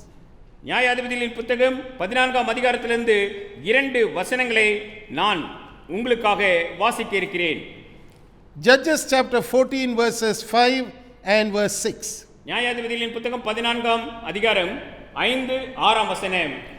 Then went Samson down and his father and his mother to Timnath, and came to the vineyards of Timnath, and behold, a young lion roared against him. அப்படியே சிம்சோனும் அவன் தாயும் தகப்பனும் திம்னாத்துக்கு போக புறப்பட்டார்கள். அவர்கள் திம்னாத் ஊர் திராட்சை தோட்டங்கள் மட்டும் வந்தபோது இதோ கெர்ச்சிக்கிற பாலசிங்கம் ஒன்று அவனுக்கு எதிராக வந்தது. And the Spirit of the Lord came mightily upon him, and he rent him as he would have rent a kid, and he had nothing in his hand, but he told not his father or his mother what he had done. அப்பொழுது கர்த்தருடைய ஆவி அவன் மேல் பலமாய் இறங்கினதினால் அவன் தன் கையில் ஒன்றும் இல்லாதிருந்தும் அவன் அதை ஒரு ஆட்டுக்குட்டியை கிழித்து போடுகிறது போல கிழித்து போட்டான். ஆனாலும் தான் செய்ததை அவன் தன் தாய் தகப்பனுக்கு அறிவிக்கவில்லை. I want you to highlight these 2 verses because they show to us who read this place about how there is a difference between the natural and the supernatural. இயற்கையான வழியிலே வருவதற்கும் இயற்கைக்கு அப்பாற்பட்ட விதத்திலே பெற்றுக்கொள்வதற்கும் உள்ள வித்தியாசத்தை இந்த இடத்திலே இந்த 2 வசனங்கள் மூலமாக நாம் கற்றுக்கொள்கிறபடினாலே இந்த வசனங்களை நீங்கள் அடிக்கோடிட்டு குறித்துக் கொள்ளும்படியாக நான் விரும்புகிறேன். According to the book of Judges, we read about how Samson is suddenly confronted by a young lion in its prime. நியாயாதிபதிகளின் புத்தகத்தின்படி எப்படியாக சிம்சோன் முன் கெர்ச்சிக்கிற ஒரு பாலசிங்கம் தோன்றியது என்பது குறித்து வாசிக்கிறோம். And the Bible says the young lion roared against him. வேதம் சொல்லுகிறது அந்த பாலசிங்கம் அவனுக்கு விரோதமாய் கெர்ச்சித்தது என்று சொல்லி இருக்கிறது. I want you to highlight the word against. அவனுக்கு விரோதமாக கெர்ச்சித்தது என்று சொல்லி இருக்கிறதே, அதை பாருங்கள். When you read the word against, it means there is something that comes up against you as a challenge either to your life like it was in this case or to anything that God has for you and your future. நீங்கள் எதிராக என்ற வார்த்தையை வாசிக்கும் போது அது இங்கே பார்ப்பது போல உங்கள் வாழ்க்கைக்கு விரோதமான ஒரு சவால் அல்லது உங்கள் எதிர்காலத்திற்கு எதிராக படுகின்ற ஒரு எதிர்ப்பு என்று புரிந்து கொள்ளுங்கள். Now, when these things happen, you have to understand that there is always a crucial moment in your life where you begin to see you cannot handle this opposition with natural things. இவைகள் நடைபெறும்போது நீங்கள் உங்கள் இயற்கையான பலத்துடன் எதிர்ப்பை மேற்கொள்ள முடியாத இக்கட்டான தருணங்கள் உண்டு என்பதை புரிந்து கொள்ள வேண்டும். Natural things cannot help you accomplish anything. நீங்கள் பெற்றிருக்கக்கூடிய இயற்கையானவைகள் உங்களுக்கு எந்த விதத்திலும் உதவி செய்ய முடியாது. That's the reason why the Bible tells us that the Spirit of God came mightily upon him even though he didn't have anything in the natural in his hands. அவனுடைய கரங்களிலே இயற்கையாக எதை ஒன்றையும் பெற்றிராதவனாக இருந்தாலும் கர்த்தருடைய ஆவி அவன் மேல் பலமாய் இறங்கினதனால் என்று சொல்லி வேதாகமத்திலே சொல்லி இருக்கிறது. அப்படியான ஒன்று அவனுக்கு சம்பவித்ததை பார்க்கிறேன். I wanted to mark this down because this is important for us. இது நமக்கு முக்கியமானதாக இருக்கிறபடினாலே இந்த பகுதியை நீங்கள் அடிக்கோடிட்டுக் கொள்ள வேண்டும் என்று சொல்லியதாக நான் விரும்புகிறேன். Often we don't have what it takes to get the job done in our hands in the natural world. இயற்கையான விதத்திலே அங்கே என்ன நிறைவேற வேண்டுமோ செய்து முடிக்க வேண்டுமோ அதை செய்து முடிப்பதற்கான பலத்தை அல்லது சேர்த்து முடிக்க வேண்டியதற்கு உதவி செய்ய வேண்டியது எதுவும் நம்முடைய கரங்களிலே இல்லாததாக காணப்படலாம். But then the Holy Spirit comes upon us and uses our hands to accomplish something of value by making the enemy that is risen up against us nothing. நமக்கு விரோதமாக எதிராக வந்து சத்துருவை ஒன்றுமில்லாமல் செய்து போட்டு நம்முடைய கரங்களினாலே மிகவும் மதிப்புள்ள ஒன்றை செய்து முடிக்கும்படியாக பரிசுத்த ஆவியானவர் நமக்கு உதவி செய்ய வல்லவராக இருக்கிறார். Now even though he didn't have a natural weapon in his hand to confront this young lion and kill it, the Bible says when the Holy Spirit came mightily upon Samson, Samson's hands became the weapon. இந்த கெர்ச்சிக்கிற பாலசிங்கம் அவனுக்கு எதிராக வந்தபோது அங்கே சிம்சோனுடைய கரங்களிலே எதுவும் இல்லாது இருந்தாலும் அங்கே ஆவியானவர் பலமாய் அவனிடத்திலே இறங்கின போது அவனுடைய சொந்த கைகளே அவனுக்கு உதவியாக மாறினதை பார்க்கிறோம். You find they became the weapon to handle the enemy. அங்கே அந்த சத்துருவை மேற்கொள்ள உதவக்கூடிய ஒரு கருவியாக ஆயுதமாக அது மாறினதை நான் பார்க்கிறேன். That's why the Bible says in verse 6, and the Spirit of the Lord came mightily upon him, and he rent him as he would have rent a kid, and he had nothing in his hand. இதனால் தான் நாம் 6ஆம் வசனத்தில் இப்படியாக நாம் பார்க்கிறோம். அப்பொழுது கர்த்தருடைய ஆவி அவன் மேல் பலமாய் இறங்கினதினால் அவன் தன் கையில் ஒன்றும் இல்லாதிருந்தும் அதை ஒரு ஆட்டுக்குட்டியை கிழித்து போடுகிறது போல் கிழித்து போட்டான் என்று. Now you must understand something here. இங்கே ஒன்றை நீங்கள் புரிந்து கொள்ள வேண்டும். To tear a kid is mentioned here alongside with what Samson did to the lion. அங்கே சிங்கத்திற்கு அங்கே சிம்சோன் என்ன செய்தாரோ அதை ஒரு ஆட்டுக்குட்டியை கிழித்து போடுவதற்கு ஒப்பாக இங்கே வேதாகமத்தில் சொல்லப்பட்டிருப்பதை நான் பார்க்கிறேன். I want you to see the two differences. இதிலே இருக்கக்கூடிய இரண்டு வித்தியாசத்தையும் நீங்கள் கண்டுகொள்ள வேண்டும். What God is trying to communicate is to tear a young kid, even though it may be hard, is possible in many cases if a person has a lot of physical strength. ஒரு மனிதனிடத்திலே இயற்கையான பலன் இருக்குமானால் ஒரு ஆட்டுக்குட்டியை கிழித்து போடுவது என்பது சாத்தியமான ஒன்றாக இருக்கிறது. ஆனால் இதிலே ஒரு வித்தியாசம் இருக்கிறது. அதை தேவனுடைய வித்தியாசத்தை எடுத்து காட்டுகிறார். அதை நாம் பார்க்க வேண்டும். He wants you to understand that even though it's a little hard, it is possible. நீங்கள் இதிலே புரிந்து கொள்ள வேண்டியது அது சற்று கடினமானதாக இருந்தாலும் அது சாத்தியமான ஒன்று என்று சொல்லி நீங்கள் புரிந்து கொள்ள வேண்டும். In the natural world it is possible. இயற்கை உலகிலே இது ஒரு சாத்தியமான ஒரு செயல் என்று சொல்லி நாம் அறிந்து கொண்டிருக்கிறோம். But no matter how strong a man is, it's not possible for him to tear a lion into two in the natural world with his natural strength. தன்னுடைய சொந்த பலத்தினாலே அவன் எவ்வளவு பலவானாக இருந்தாலும் இயற்கை உலகிலே ஒரு பாலசிங்கத்தை ஒருவன் கிழித்து போடுவது என்பது சாத்தியமே இல்லாத ஒன்றாக இருக்கிறது. But when the Holy Spirit came upon Samson, the deed he did looked very similar to something that would have happened in the natural world. இயற்கை உலகிலே சாதாரணமாக நடக்கக்கூடிய ஒரு சம்பவம் போல ஒன்று சம்பவித்தது என்று சொல்லி கர்த்தருடைய ஆவியானவர் சிம்சோன் மீது இறங்கின போது அங்கே சம்பவித்தது என்று சொல்லி நான் பார்க்கிறேன். That means the empowerment that came on Samson was so strong that what he did made an impossible event look like something that was very possible in his life. இன்றைக்கு அவனுடைய வாழ்க்கையிலே அசாத்தியமான ஒரு செயலானது சாத்தியமானதாக ஒன்றாக மாறும்படிக்கு அங்கே ஆவியானவர் பலப்படுத்தின அந்த பலன் அவனுக்கு செய்து கொடுத்தது என்று சொல்லி நான் பார்க்கிறேன். That's what God wants you to understand today, my friends. இதைத்தான் நீங்கள் இந்த நாளிலே புரிந்து கொள்ள வேண்டும் என்று சொல்லி தேவன் எதிர்பார்க்கிறார். மகனே மகளே என்று நான் உங்களுக்கு சொல்கிறேன். If you have been confronted by a lion that has been roaring in your life against you, it's time for you to depend on the Holy Spirit to rend the lion in two. உங்கள் வாழ்க்கையில் கெர்ச்சிக்கிற சிங்கத்தினை எதிர்கொள்கிற வேலை இது எனில் நீங்கள் பரிசுத்த ஆவியானவரை சார்ந்து கொண்டு அந்த சிங்கத்தை இரண்டாக கிழிக்க வேண்டிய வேலை இது. Remember, this is the time for you to act by the Spirit of God.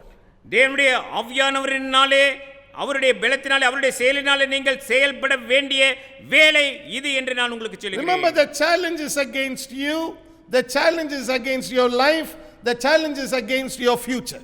உங்களுக்கு எதிராக உங்களுடைய வாழ்க்கைக்கு விரோதமாக அல்லது உங்களுடைய எதிர்காலத்திற்கு எதிரிட்டு வருகிற சவால் இது என்று நீங்கள் இதை அறிந்து கொள்ளுங்கள். And that's why God wants you to understand this portion of scripture clearly. இதனால் தான் வேதாகமத்தின் இந்த வேதாகம பகுதியை நீங்கள் சரியான விதத்திலே புரிந்து கொள்ள வேண்டும் என்று சொல்லி தேவன் உங்களிடத்திலிருந்து எதிர்பார்க்கிறார். I want you to understand that whatever may be coming up against you, God will empower you to overcome it. உங்களுக்கு எதிராக எது வந்தாலும் தேவன் தாமே நீங்கள் அதை மேற்கொள்ளும்படியாக வேண்டிய அதற்கு வேண்டிய பலத்தை தர வல்லவர் என்று சொல்லி நீங்கள் அறிந்து கொள்ள வேண்டும் என்று சொல்லி நான் விரும்புகிறேன். That's the blessing of being a believer in Christ. நாம் கிறிஸ்துவுக்குள்ளே விசுவாசியாக இருப்பதின் நிமித்தம் வரக்கூடிய ஒரு ஆசீர்வாதமாகவும் அது இருக்கிறது. If you are a disciple of Jesus Christ, God makes sure that you will have His Spirit to overcome any form of attack that is against you.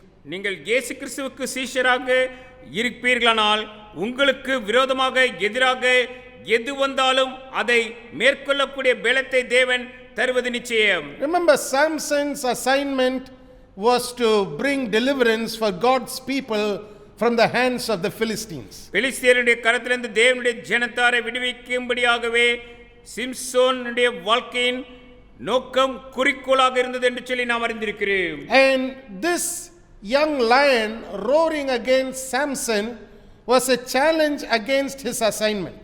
அவனுடைய பணிக்கு விரோதமாக அல்லது சவாலாக வந்ததாக இந்த கர்ச்சிக்கிற பாலசிங்கத்தின் சம்பவம் இருந்தது என்று சொல்லி நாம் காண்கிறோம். This opposition that came from the lion was a challenge against his life, against his ministry, against his call, and against his assignment. அவனுடைய வாழ்க்கை, அவனுடைய ஊழியம், அவனுடைய அழைப்பு, அவன் என்ன பணியை நிறைவேற்ற வேண்டுமோ அதற்கு விரோதமாக வந்த ஒரு எதிர்ப்பாகவே இந்த பாலசிங்கம் அவனுக்கு கர்ச்சித்து எதிர்த்து வந்த செயல் இருந்தது என்று சொல்லி நாம் அறிந்து கொள்கிறோம். If you notice very carefully, in Judges chapter 14, we see that not too much had happened in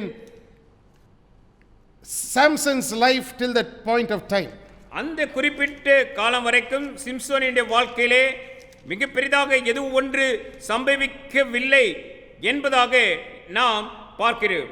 And that's why it's important for us to know that this opposition came against him at the very early stages of his life. அவனுடைய வாழ்க்கையின் ஆரம்ப நாட்களிலே இந்த எதிர்த்த சம்பவம் நடைபெற்றது என்று சொல்லி நாம் காண்கிறோம். Now, turn with me to Matthew's Gospel chapter 10 please and verse 1. நீங்கள் என்னோட மத்தேயுவின் சுவிசேஷ புத்தகம் 10ஆம் அதிகாரம் முதல் வசனத்திற்கு உங்கள் வேதாகமத்தை திருப்பும்படியாக விரும்புகிறேன். Look at how the Bible reads for us there. The Bible says, and when he had called unto him his 12 disciples, he gave them power against unclean spirits to cast them out, to heal all manner of sickness and all manner of disease. இங்கே வேதாகமம் நமக்கு என்ன கற்றுக் கொடுக்கிறது என்று சொல்லி பாருங்கள். மத்தேயு 10ஆம் அதிகாரம் முதல் வசனம். அப்பொழுது அவர் தம்முடைய 12 சீஷர்களையும் தம்மிடத்தில் வரவழைத்து அசுத்த ஆவிகளை துரத்தவும் சகல வியாதிகளையும் சகல நோய்களையும் நீக்கவும் அவர்களுக்கு அதிகாரம் கொடுத்தார் என்று பார்க்கிறோம். It was a power against uncleanness. சகல அசுத்தங்களுக்கும் விரோதமாக கொடுக்கப்பட்ட அதிகாரம். It's the same word against that you see even in Judges chapter 14. நீங்கள் நியாயாதிபதிகளின் புத்தகம் 14ஆம் அதிகாரத்திலே எதிராக என்று பார்த்தோமே, அதே போன்ற வார்த்தை தான் இங்கேயும் உபயோகிக்கப்பட்டிருக்கிறது. When the lion roared against Samson, the Holy Ghost came on behalf of Samson, empowering him to do something that he would not have been able to accomplish with an empty hand. அந்த பாலசிங்கம் சிம்சோனுக்கு விரோதமாக கர்ச்சித்த போது தன்னுடைய இயற்கையான பலத்தினாலே தன்னிடத்திலே ஒன்றுமில்லாதும் இருந்தவனாக இருந்த நிலையிலே அவனால் இயற்கையான பலத்தினாலே ஒன்றுமே செய்ய முடியாத ஒன்றை அந்த நாளிலே சிம்சோன் செய்யும்படியாக ஆவியானவர் அங்கே பலப்படுத்தினதை நாம் பார்க்கிறோம். Now you see Jesus doing the same thing with his 12 disciples. He's going to send them out. They're going to be his representatives, but he is not going to send them out empty-handed in the natural world. He is going to empower them so that through them and through their hands divine and supernatural events could take place. இங்கே இயேசு கிறிஸ்துவும் அதே விதமான ஒரு பலப்படுத்துதலை செய்வதை நாம் பார்க்கிறோம். அவர் தம்முடைய சீஷர்களை உலகத்திற்குள்ளே அனுப்பும்போது வெறும் கையாக அனுப்பாமல் அவர்களுடைய கரங்களினாலே அற்புதங்களும் அதிசயங்களும் நடக்கும்படியாக அவர்களை பலப்படுத்தி அதிகாரம் கொடுத்து அவர் அனுப்புவதை நாம் பார்க்கிறோம். And then you find how he tells them in verses 7 and 8, and as you go preach saying the kingdom of heaven is at hand, heal the sick, cleanse the lepers, raise the dead, cast out devils, freely you have received, freely give. 7 8 வசனத்திலே அவர்கள் என்ன செய்ய வேண்டும் என்று சொல்லியும் கற்றுக் கொடுக்கிறார். போகையில் பரலோக ராஜ்யம் சமீபித்திருக்கிறது என்று பிரசங்கியுங்கள், வியாதி உள்ளவர்களை சுஸ்தமாக்குங்கள், குஷ்டரோகிகளை சுத்தம் பண்ணுங்கள், மரித்தோரை எழுப்புங்கள், பிசாசுகளை துரத்துங்கள், இலவசமாய் பெற்றீர்கள், இலவசமாய் கொடுங்கள் என்று சொல்லி அனுப்பினார். Then move down to verse 19 and 20 please. அடுத்து நாம் 19 20 வசனத்திற்கும் கடந்து செல்லலாம். But when they deliver you up, take no thought how or what you shall speak, for it shall be given you in that same hour what you shall speak, for it is not you that speak, but the Spirit of your Father which speaketh in you. அவர்கள் உங்களை ஒப்புக் கொடுக்கும்போது எப்படி பேசுவோம் என்றும் என்னத்தை பேசுவோம் என்றும் கவலைப்படாதிருங்கள். நீங்கள் பேச வேண்டுவது அந்நேரத்தில் உங்களுக்கு அருளப்படும். பேசுகிறவர்கள் நீங்கள் அல்ல, உங்கள் பிதாவின் ஆவியானவரே உங்களிலிருந்து பேசுகிறவர் என்றும் சொன்னார். I want you to make a note of these scripture portions. We're going to close, but I want you to understand that the Holy Spirit not only comes mightily upon you to withstand all forms of uncleanness, but also the Holy Spirit comes to empower you so that the words you speak are not your words, but the words given to you by him for a particular purpose. இந்த வேதாகம வசனங்களை குறித்துக் கொள்ளுங்கள். பரிசுத்த ஆவியானவர் உங்களிடம் எல்லா அசுத்தங்களின் தோற்றங்களையும் மேற்கொள்ள வல்லமையோடு வருகிறார் என்பதையும், நீங்கள் பேசுகின்ற வார்த்தைகள் அல்ல, அவை ஒரு குறிப்பிட்ட நோக்கம் நிறைவேற அவர் உங்களுக்கு கொடுத்த வார்த்தைகள் என்பதையும் புரிந்து கொள்ளுங்கள். He gives you specific words to speak which have to come at the appropriate time. They don't come from your natural mind. The Bible says they come from the Spirit of your Father, and they are words that will answer to any form of natural authority. எந்த விதமான இயற்கையான அதிகாரம் உள்ளவர்களுக்கும் எதிர்த்து பேசும்படியான சரியான வார்த்தையை நீங்கள் உங்கள் சொந்த சிந்தையிலிருந்து பேசுவதாக அல்ல, பிதாவாகிய தேவன் தாமே உங்களுக்கு உங்கள் வாயிலே கொடுக்கிற வார்த்தையாக அது காணப்படும். That's why it's important for us to understand the empowerment of the anointings that God gives us. இதனால் தான் தேவன் தாமே நமக்கு பலப்படுத்தும்படியாக கொடுக்கிற அபிஷேகத்தை சரியான விதத்திலே அறிந்து கொள்வது என்பது மிக முக்கியமானதாக இருக்கிறது என்று நான் உங்களுக்கு சொல்லுகிறேன். Not only does it come up against unclean spirits, it also comes up against all forms of sickness and diseases that God doesn't send our way, and it also helps us to stand before people who are in authority and to be able to talk the right word that will bring favor upon our lives. அது நமக்கு எப்படி பலப்படுத்துகிறது என்று சொல்லி பார்ப்போமானால், அசுத்தாவிகளை துரத்தும்படியாக மட்டுமல்ல, வியாதிகளை சுகப்படுத்தும்படியாக, நோய்களை குணப்படுத்தும்படியாக, அதே வேளையிலே நமக்கு விரோதமாக யாரேனும் அதிகாரத்தில் உள்ளவர்கள் பேசினால் அவர்களை எதிர்த்து பேசத்தக்கதான சரியான வார்த்தையை கொண்டு பேசத்தக்கதான வல்லமை பெற்றவர்களாகவும் நாம் இருக்கும்படியாக அது நம்மை பலப்படுத்துகிறது என்று சொல்லி நாம் அறிந்து கொள்கிறோம். All this is important for us to understand that these anointings that come from God are always purpose driven.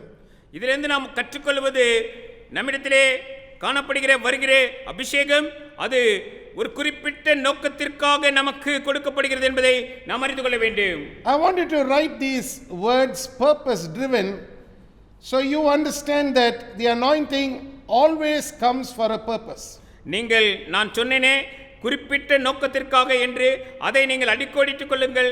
ஆகவே அபிஷேகம் என்பது ஒரு குறிப்பிட்ட பணியை குறிப்பிட்ட நோக்கத்திற்காக நமக்கு கொடுக்கப்படுகிறது என்று சொல்லி அறிந்து That கொள்ளுங்கள். means the anointing is not just given for the sake of giving someone something, but it is always given to accomplish a purpose. இதிலிருந்து நாம் அறிந்து கொள்வது அபிஷேகம் என்பது ஏதோ ஒருவருக்கு ஒன்றை கொடுக்க வேண்டும் என்பதற்காக கொடுக்கப்படுவது இல்லை. அது ஒரு குறிப்பிட்ட பணியை செய்யும்படியாக அல்லது குறிப்பிட்ட நோக்கத்தை நிறைவேற்றும்படியாகவே அவர்களுக்கு கொடுக்கப்படுகிறது என்று சொல்லி அறிந்து கொள்கிறோம். We are going to close with that this morning. We are going to continue looking at some other keys in understanding the peculiar anointings that flow in a person's life and in others' lives. But I want you to know this morning that God is interested in you getting to know what He's already given you. தேவன் தாமே உங்களிடத்திலே என்ன ஏற்கனவே கொடுத்திருக்கிறார் என்பதை நீங்கள் இந்த நாளிலே சரியான விதத்திலே புரிந்து கொள்ள வேண்டும். அதை வார்த்தைகளை நான் சொல்லி முடிக்கும் முன்பதாக நீங்கள் அடுத்து நாம் வரும் நாட்களிலே இந்த அபிஷேகத்தினாலே நமக்கு கிடைக்கக்கூடிய திறவுகோல்களை குறித்து நாம் வரும் நாட்களிலே பார்க்க இருக்கிறோம். Sometimes it may look like there is nothing in your hands. சில வேளைகளிலே உங்களிலே நீங்கள் பார்க்கும்போது உங்களுடைய கரத்திலே ஒன்றும் இல்லாதது போல காணப்படும். It may look like I don't have anything in the natural world to put before a challenge that has come up against me. எனக்கு விரோதமாக வருகிற இந்த சவாலை எதிர்த்து நிற்க என்னுடைய கரத்திலே ஒன்றுமே இல்லையே என்பது போல உங்களுக்கு காணப்படலாம். But I want you to also notice that God doesn't leave you helpless before the adversary. நீங்கள் உதவியற்றவர்களாக காணப்பட உங்களை அப்படியே தேவன் விடுவதில்லை என்பதையும் நீங்கள் அறிந்து கொள்ள வேண்டும். God knows that the adversary is challenging you and your life and trying to make it look like it's nothing. உங்கள் சத்துரு உங்களுக்கு சவால் விட்டு உங்கள் வாழ்க்கை ஒன்றுமில்லாதது போன்று காட்டிக் கொண்டிருக்கிறான். அதை தேவன் அறிவார். But God also wants you to know that He mightily will come upon you to accomplish what He is having purposed for your life in His mind. அவருடைய சிந்தையிலே உங்களுடைய வாழ்க்கை குறித்ததானே நோக்கம் என்ன பெற்றிருக்கிறாரோ அதை நிறைவேற்றுவதற்கு வேண்டிய பலத்தை அவர் தாமே இறங்கி வந்து தருகிறவர் என்று சொல்லி நீங்கள் அறிந்து கொள்ளுங்கள். He wants you to know that you will accomplish the impossible in your life with the labor of your hands. நீங்கள் உங்கள் கைகளின் பிரயாசத்தினால் உங்கள் வாழ்க்கையில் அசாத்தியமானவைகளை செய்ய முடியும் என்பதனை தெரிந்து கொள்ள வேண்டும் என விரும்புகிறார். Like I told you, there was no weapon in the hands of Samson on that particular day.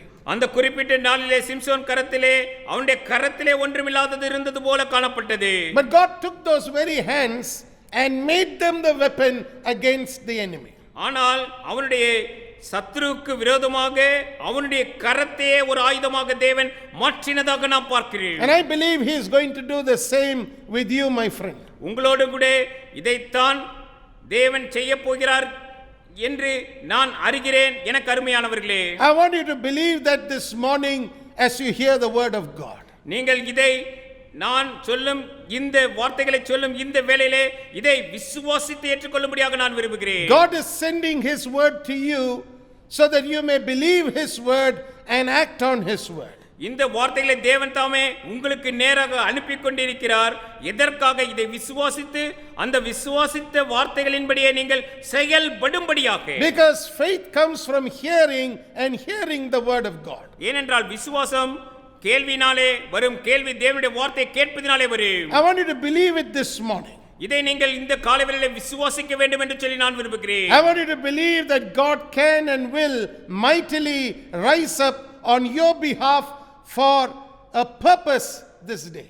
உங்களுக்காக உங்கள் நோக்கத்தை நிறைவேற்றும்படியாக தேவன் தாமே அவர் எழுந்தருள முடியும், அவர் எழுந்தருளுவார் என்று சொல்லி நான் இந்த காலைவேளையிலே உங்களுக்கு சொல்லுகிறேன். Don't quit believing God. Don't give up on your faith. உங்களுடைய விசுவாசத்தை கைவிட்டு விட வேண்டாம், தேவனிடத்திலிருந்து நீங்கள் விலகிச் செல்ல வேண்டாம் என்று நான் உங்களுக்கு சொல்லுகிறேன். Don't quit on your faith.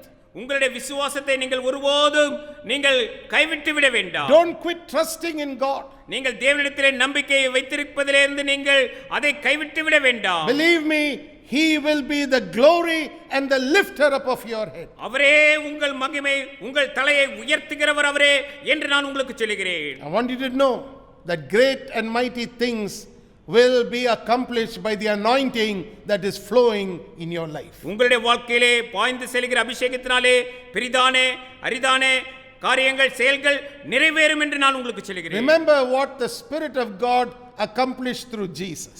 இயேசு கிறிஸ்துவின் மூலமாக பரிசுத்த ஆவியானவர் எவ்வளவு அருமையான காரியங்களை செயல்களை செய்து முடித்தார் என்பதை அறிந்து கொள்ளுங்கள். Don't forget the scripture portion that we read from Luke's Gospel chapter 4, which tells us, and he was glorified in all. எல்லாராலும் புகழப்பட்டார் என்று நாம் லூக்கா 4ஆம் அதிகாரத்தில் வாசித்த வேதாகம வார்த்தையை நினைவில் நிறுத்துங்கள்.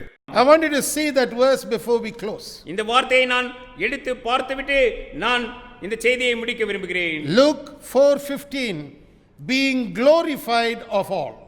லூக்கா 4:15 எல்லாராலும் புகழப்பட்டார் என்கிறது. I want you to mark that down. எல்லாரும் புகழப்பட்டார் என்று இருக்கிறதே அதை நீங்கள் மகிமைப்பட்டார் என்று இருக்கிறதே அதை நீங்கள் அடிக்கோடிட்டுக் கொள்ளுங்கள். Your life will bring glory and honor and praise to God. உங்களுடைய வாழ்க்கை தேவனுக்கென்று மகிமையை துதியை கனத்தை கொண்டு வரும். It will not glorify evil. God will be glorified in your life. பொல்லாப்பை உங்கள் வாழ்க்கை மகிமைப்படுத்தாது, தேவன் தாமே உங்கள் வாழ்க்கையினாலே மகிமைப்படுவார் என்று நான் உங்களுக்கு சொல்கிறேன். Let's bow our heads in a moment of prayer. நாம் செபிப்போம், நாம் தலை தாழ்த்தி ஆண்டவரை நோக்கி பார்ப்போம். Father, in the mighty name of Jesus Christ of Nazareth, we enter into your presence with rejoicing in our heart. எங்களுடைய இருதயத்திலே களிப்புள்ளவர்களாக உம்முடைய சமூகத்திற்குள்ளே உம்முடைய நசனாகிய குமாரனாகிய இயேசு கிறிஸ்துவின் நாமத்தினாலே நாங்கள் பிரவேசிக்கிறோம் அப்பா. We are grateful for the supernatural anointing that you give us that rises up mightily on our behalf against the adversary.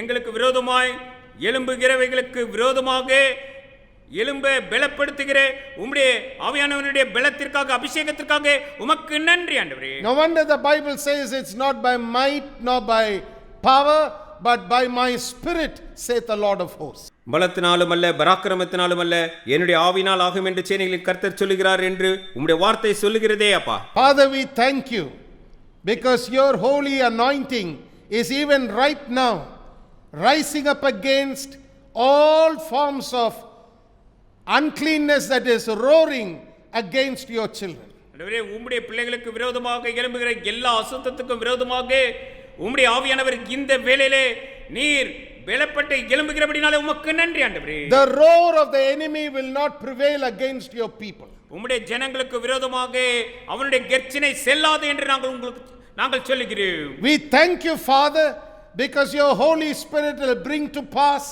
the impossible in people's lives. ஆண்டவரே, பரிசுத்த ஆவியானவர் இவர்களுடைய வாழ்க்கையிலே அசாத்தியமாய் இருக்கிறவர்களை சாத்தியப்படுத்த போகிறபடினாலே உமக்கு நன்றி சொல்கிறோம். Empty hands will be anointed to accomplish supernatural acts of grace and mercy. ஆண்டவரே, வெறும் கரங்கள் ஆண்டவரே கிருபையும் இரக்கத்தையும் செய்யக்கூடிய இயற்கைக்கு அப்பாற்பட்ட விதத்திலே கரங்களாக இந்த வேளையிலே மாறப்போகிறபடினாலே உமக்கு நன்றி We சொல்கிறோம். thank you because your children are precious in your sight. ஆண்டவரே, உம்முடைய பிள்ளைகள் உம்முடைய பார்வையிலே விலையேற பெற்றவர்களாக இருக்கிறபடினாலே உமக்கு நன்றி ஆண்டவரே.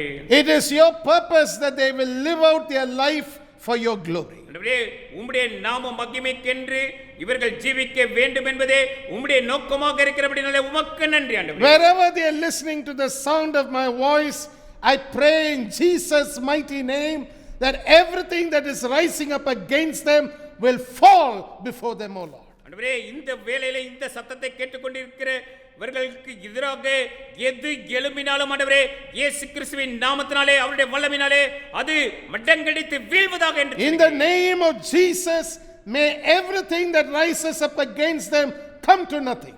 ஆண்டவரே, இயேசு என்னும் அற்புதமான நாமத்தினாலே ஆண்டவரே இவர்களுக்கு விரோதமாக எழும்புகிறது எதுவாக இருந்தாலும் அது ஒன்றும் இல்லாது போவதாக. We have already declared restoration on people's lives and homes. ஆண்டவரே வீடுகளிலும் ஆண்டவரே அவர்களுடைய குடும்பத்திலும் ஆண்டவரே அவர்களிடத்திலும் ஆண்டவரே எவைகளை இருந்தாலோ அவர்கள் திரும்ப பெற்றுக்கொள்ளும் நாட்கள் இது என்று சொல்லி ஏற்கனவே நாங்கள் அறிக்கை செய்திருக்கிறோம் அப்பா. We now declare restoration in businesses also, Lord. ஆண்டவரே இந்த வேளையிலே வியாபாரங்களிலும் மறுமலர்ச்சி மீட்டெடுத்தல் உண்டாவதாக என்று இந்த வேளையிலே அறிக்கையிடுகிறோம். May there be restoration in all forms of areas that require your divine restoration. ஆண்டவரே உம்முடைய தெய்வீக மீட்டெடுத்தல் எந்த பகுதிகளெல்லாம் தேவையோ அது இந்த வேளையிலே நிறைவேறட்டும் என்று நாங்கள் சொல்லுகிறோம். That there be miracles that will happen that will bring glory, honor and praise to your name. ஆண்டவரே உம்முடைய நாமத்திற்கு துதியையும் மகிமையையும் கொண்டு வரும்படியான அற்புதங்கள் இந்த நாட்களிலே நிறைவேறட்டும். Let everyone know this was done by the Holy Spirit. ஆண்டவரே சகலமான யாவரும் ஆண்டவரே அறிந்து கொள்ளட்டும் இது பரிசுத்த ஆவியானவர் நீர் தாமே எங்களுக்காக நிறைவேற்றி கொடுத்தது என்று அறிந்து கொள்ளட்டும். Let everyone know that this was accomplished by the power of the Holy Spirit. பரிசுத்த ஆவியானவருடைய வல்லமையினாலே இது நிறைவேறினது என்று எல்லோரும் அறிந்து கொள்ளட்டும் அப்பா. May people see the difference between the natural and the supernatural. இயற்கைக்கும் இயற்கைக்கு அப்பாற்பட்டதற்கும் உள்ள வித்தியாசத்தை மக்கள் கண்டுகொள்ளட்டும் அப்பா. Oh precious Father, I ask that your covering protection will be upon your children. ஆண்டவரே மேலான பிதாவே உம்முடைய பாதுகாப்பு உம்முடைய பிள்ளைகள் மீது காணப்படட்டும் என்று வேண்டிக் கொள்கிறோம். May your abounding love envelop them this very moment. இந்த வேளையிலே நிரம்பி வழியும் உம்முடைய அன்பு இவர்கள் ஒவ்வொருவரிடத்திலும் காணப்பட்டும் இறங்கட்டும். May they be overwhelmed by your love and affection, O God. ஆண்டவரே நீர் காட்டுகிற அன்பு பரிச்சயத்தினாலே இவர்கள் மகிழ்ந்து பொங்கி வழியட்டும் அப்பா. Oh precious Father, ஆண்டவரே எங்களுடைய விலையேற பெற்ற பிதாவே may they who have been feeling low in their spirits be encouraged this morning in their spirits. அவர்களுடைய ஆவியிலே ஆண்டவரே ஒருவேளை நாங்கள் சோர்வுற்றவர்களாக இருக்கிறோம் என்பதாக யாரையும் உணர்வுகிறவர்களாக இருந்தால் இந்த வேளையிலே வேண்டிய உற்சாகத்தை பெற்றுக்கொள்ளட்டும் அப்பா. Cover families under the blood. ஆண்டவரே குடும்பங்களை உம்முடைய பாதுகாப்பின் கரத்தினாலே மூடி மறைத்தருளும். May elders in the families be covered under the blood. May children be covered under the blood. May teenage children be covered under the blood. And may everyone see what it is to be covered under the precious blood of Jesus. விலையேற பெற்ற இரத்தத்தினால மூடப்பட்டு இருப்பது என்ன என்பதை அறிந்து கொள்ளும்படியாக குடும்பத்தில் இருக்கக்கூடிய மூப்பர்கள் சிறு பாலகர்கள் வாலிப பிள்ளைகள் யாவரும் ஆண்டவரே உம்முடைய மறைவிற்குள்ளாக பாதுகாவலுக்குள்ளாக காணப்படட்டும். We give you all thanks and praise. ஆண்டவரே உமக்கே ஆண்டவரே சகல துதியையும் நாங்கள் மகிமையையும் கொடுக்கிறோம். As we are going to close the month of September, we want your peace which passeth all understanding. ஆண்டவரே இந்த செப்டம்பர் மாதத்தை முடிக்கும் இந்த நாட்களிலே எல்லா புத்திக்கும் மேலான உம்முடைய சமாதானம் எங்களிலே நிரம்பி காணப்படட்டும். We want it to stand garrison like a fortress around the minds of your people. ஆண்டவரே உம்முடைய ஜனங்களுடைய சிந்தையை சுற்றி ஆண்டவரே ஒரு கோட்டையாக மதிலாக நீர் நிற்க வேண்டுமாய் வேண்டிக் கொள்கிறோம். And we vow, O Lord, that you will be glorified as we enter a new month as well. ஆண்டவரே ஒரு புதிய மாதத்துக்குள்ளே நாங்கள் பிரவேசிக்கும் வேளையிலே ஆண்டவரே நீர் தாமே மகிமைப்பட வேண்டும் என்று சொல்லி நாங்கள் உறுதியாக சொல்கிறோம். Oh, we give you all thanks and praise. ஆண்டவரே உமக்கே சகல துதியையும் நன்றியையும் சொல்கிறோம். We commit every person into your hands. இங்கு இதை கேட்டுக்கொண்டிருக்கிற ஒவ்வொருவரையும் உம்முடைய கரங்களிலே நாங்கள் விட்டுக் கொடுக்கிறோம். Everyone is precious in your sight. ஆண்டவரே ஒவ்வொருவரும் உம்முடைய பார்வையிலே ஆண்டவரே விலையேற பெற்றவர்கள் என்று அறிந்திருக்கிறோம். In Jesus' name we pray. இயேசுவின் நாமத்தினாலே வேண்டிக் கொள்கிறோம் பிதாவே. Everybody said amen and amen. எல்லோரும் சேர்ந்து சொல்வோம் ஆமென் ஆமென். Amen. Now may the blessing of God the Father, the blessing of God the Son, and the blessing of God the Holy Spirit rest and abide with each one of us, both now and until Jesus comes again. நம்முடைய ஆண்டவராகிய இயேசு கிறிஸ்துவின் கிருபையும் பிதாவாகிய தேவனின் அன்பும் தூய பரிசுத்த ஆவியானுடைய ஐக்கியமும் நம்மோடு கூட இன்றும் என்றும் இருப்பதாக. ஆமென் and amen. Hallelujah. Hallelujah. Hallelujah.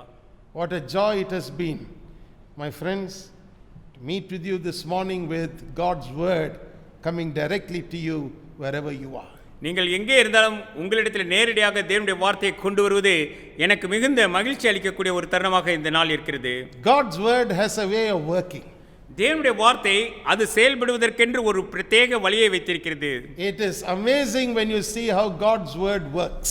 எப்படியாக தேவனுடைய வார்த்தை செயல்படுகிறது என்பதை நாம் காணும்போது அது நமக்கு ஆச்சரியத்தை தருகிறது. You may not know it's at work, but it is definitely at work. அது ஒருவேளை நீங்கள் காணக்கூடாததாக இருந்தாலும் அது நிச்சயமாக செயல்படுகிறதாகவே இருக்கிறது. And it has the power to bring to pass every single thing that God has ordained for you and for your life. உங்களுக்காக உங்கள் வாழ்க்கைக்காக தேவன் தாமே எவைகளை நியமித்திருக்கிறாரோ அவைகளை நிச்சயமாக நிறைவேற்றக்கூடிய வல்லமை பெற்றவைகளாக அவைகள் இருக்கின்றன. Make the best of this time by sharing this link or this teaching link with others as well. இந்த நேரத்தை மிகவும் பிரயோஜனப்படுத்திக் கொள்ளும்படியாக மற்றவர்களுக்கும் இந்த லிங்கை நீங்கள் பகிர்ந்து கொண்டு அவர்களோடு கூட நீங்கள் பகிர்ந்து கொண்டு உதவலாமே. Don't assume that everybody are fed God's word.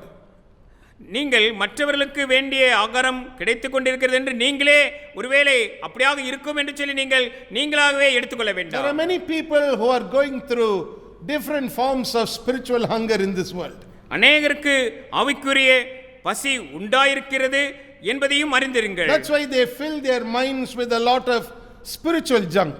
இதனால் தான் தேவையில்லாத குப்பையான விஷயங்களினாலே ஆவிக்குரியவைகளை என்று சொல்லி அவர்கள் தங்களுடைய சிந்தையிலே நிறைத்துக் கொண்டு இருக்கிறவர்களாக காணப்படுகிறார்கள். They are not firmly grounded in God's word. தேவனுடைய வார்த்தையிலே ஊன்றி கட்டப்பட்டவர்களாக அவர்கள் இல்லாதிருப்பதை நீங்கள் பாருங்கள். They know little or nothing about the Holy Spirit. பரிசுத்த ஆவியானவரை குறித்து மிக குறைந்த அளவே அல்லது முற்றிலும் அறியாதவர்களாகவே அவர்கள் காணப்படுகிறார்கள். And it's very necessary for them to come to know the truth of the word of God as well as the Spirit of God. அவர்களும் தேவனுடைய சத்தியத்தையும் தேவனுடைய ஆவியானவரையும் அறிந்து கொள்ள வேண்டியது அதற்குள்ளே வர வேண்டியது என்பது அவசியமாய் இருக்கிறது. If you would like to write in and ask us for our monthly newsletter, The Pulpit, please do so. நீங்கள் எழுதி நீங்கள் பெற்றுக்கொள்ளலாம். புல்பிட் என்னும் மாதாந்திர எங்களுடைய பத்திரிகையை பெற்றுக்கொள்ளலாம். It's a teaching newsletter in 4 parts, and it brings about a lot of good in the lives of those who are anxious and desirous of growing in Christ and would love to be taught God's word. தேவனுடைய வார்த்தையை கற்றுக்கொள்ளும்படியாக அதிலே வளரும்படியாக வாஞ்சிக்கிற ஒவ்வொருவருக்கும் மிகவும் பிரயோஜனமாக இருக்கக்கூடிய போதனை தொடர் 4 ஒன்று சேர்ந்து வரக்கூடியதாக அந்த செய்தித்தாள் இருக்கிறது. அதை பெற்றுக்கொள்ளுங்கள். There are many things that we deal with in our church newsletter. நாம் அநேக புதிய காரியங்களை நாம் இந்த செய்தித்தாள்களிலிருந்து கற்றுக்கொள்கிறோம். And I want you to make the best use of it as well. நீங்களும் இந்த செய்தித்தாளினாலே பிரயோஜனம் அல்லது பயன் பெற்றுக்கொள்ளும்படியாக விரும்புகிறேன். It's available in English, Tamil and Telugu. அது ஆங்கிலம், தமிழ், தெலுங்கு ஆகிய 3 மொழிகளிலே உங்களுக்கு கிடைக்கிறது. And it's a very useful tool to help the body of Christ grow in their knowledge of God's word. தேவனுடைய வார்த்தையிலே அவர்கள் வளரும்படியாக தேவனுடைய சபைக்கு கிடைத்திருக்கக்கூடிய ஒரு நல்ல ஆயுதமாக இந்த செய்தித்தாள் இருக்கிறது. May God bless you and help you live in the anointing. நீங்கள் அபிஷேகத்தினை பெற்று அதிலே வளரும்படியாக நீங்கள் தேவனுடைய ஆசீர்வாதத்தை சுதந்திரிக்கும்படியாக தேவன் தாமே உங்களை ஆசீர்வதிப்பாராக. God bless you. தேவன் தாமே நம்மை ஆசீர்வதிப்பாராக. கர்த்தரின் ஆலயத்திற்குள்ளே துதி பலிகளுடனே, கர்த்தரின் ஆலயத்திற்குள்ளே துதி பலிகளுடனே கொண்டு வந்து செலுத்திடுவோம் ஸ்தோத்திர பலிகளாயே, கொண்டு வந்து செலுத்திடுவோம் துதி பலிகளாயே. கர்த்தரின் ஆலயத்திற்குள்ளே துதி பலிகளுடனே, கர்த்தரின் ஆலயத்திற்குள்ளே துதி பலிகளுடனே கொண்டு வந்து வந்து செலுத்திடுவோம் ஸ்தோத்திர பலிகளாயே கொண்டு வந்து செலுத்திடுவோம் துதி பலிகளாயே கர்த்தரின் ஆலயத்திற்குள்ளே துதி பலிகளுடனே கர்த்தரின் ஆலயத்திற்குள்ளே துதி பலிகளுடனே வந்து செலுத்திடுவோம் ஸ்தோத்திர பலிகளாயே வந்து செலுத்திடுவோம் துதி பலிகளாயே.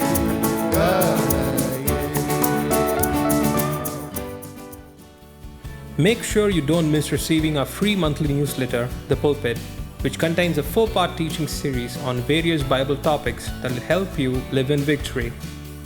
You can read it online by going to christchapel.in and click on eBook Library, where you will find all our newsletters available. To receive a physical copy of Pulpit, you can go to christchapel.in and click on Join Now and fill in your complete postal mailing address along with your contact mobile number, and we will be happy to send it to you free and postpaid. Should you want to receive the newsletter via email, do include your request along with your current email ID. Thank you and God bless.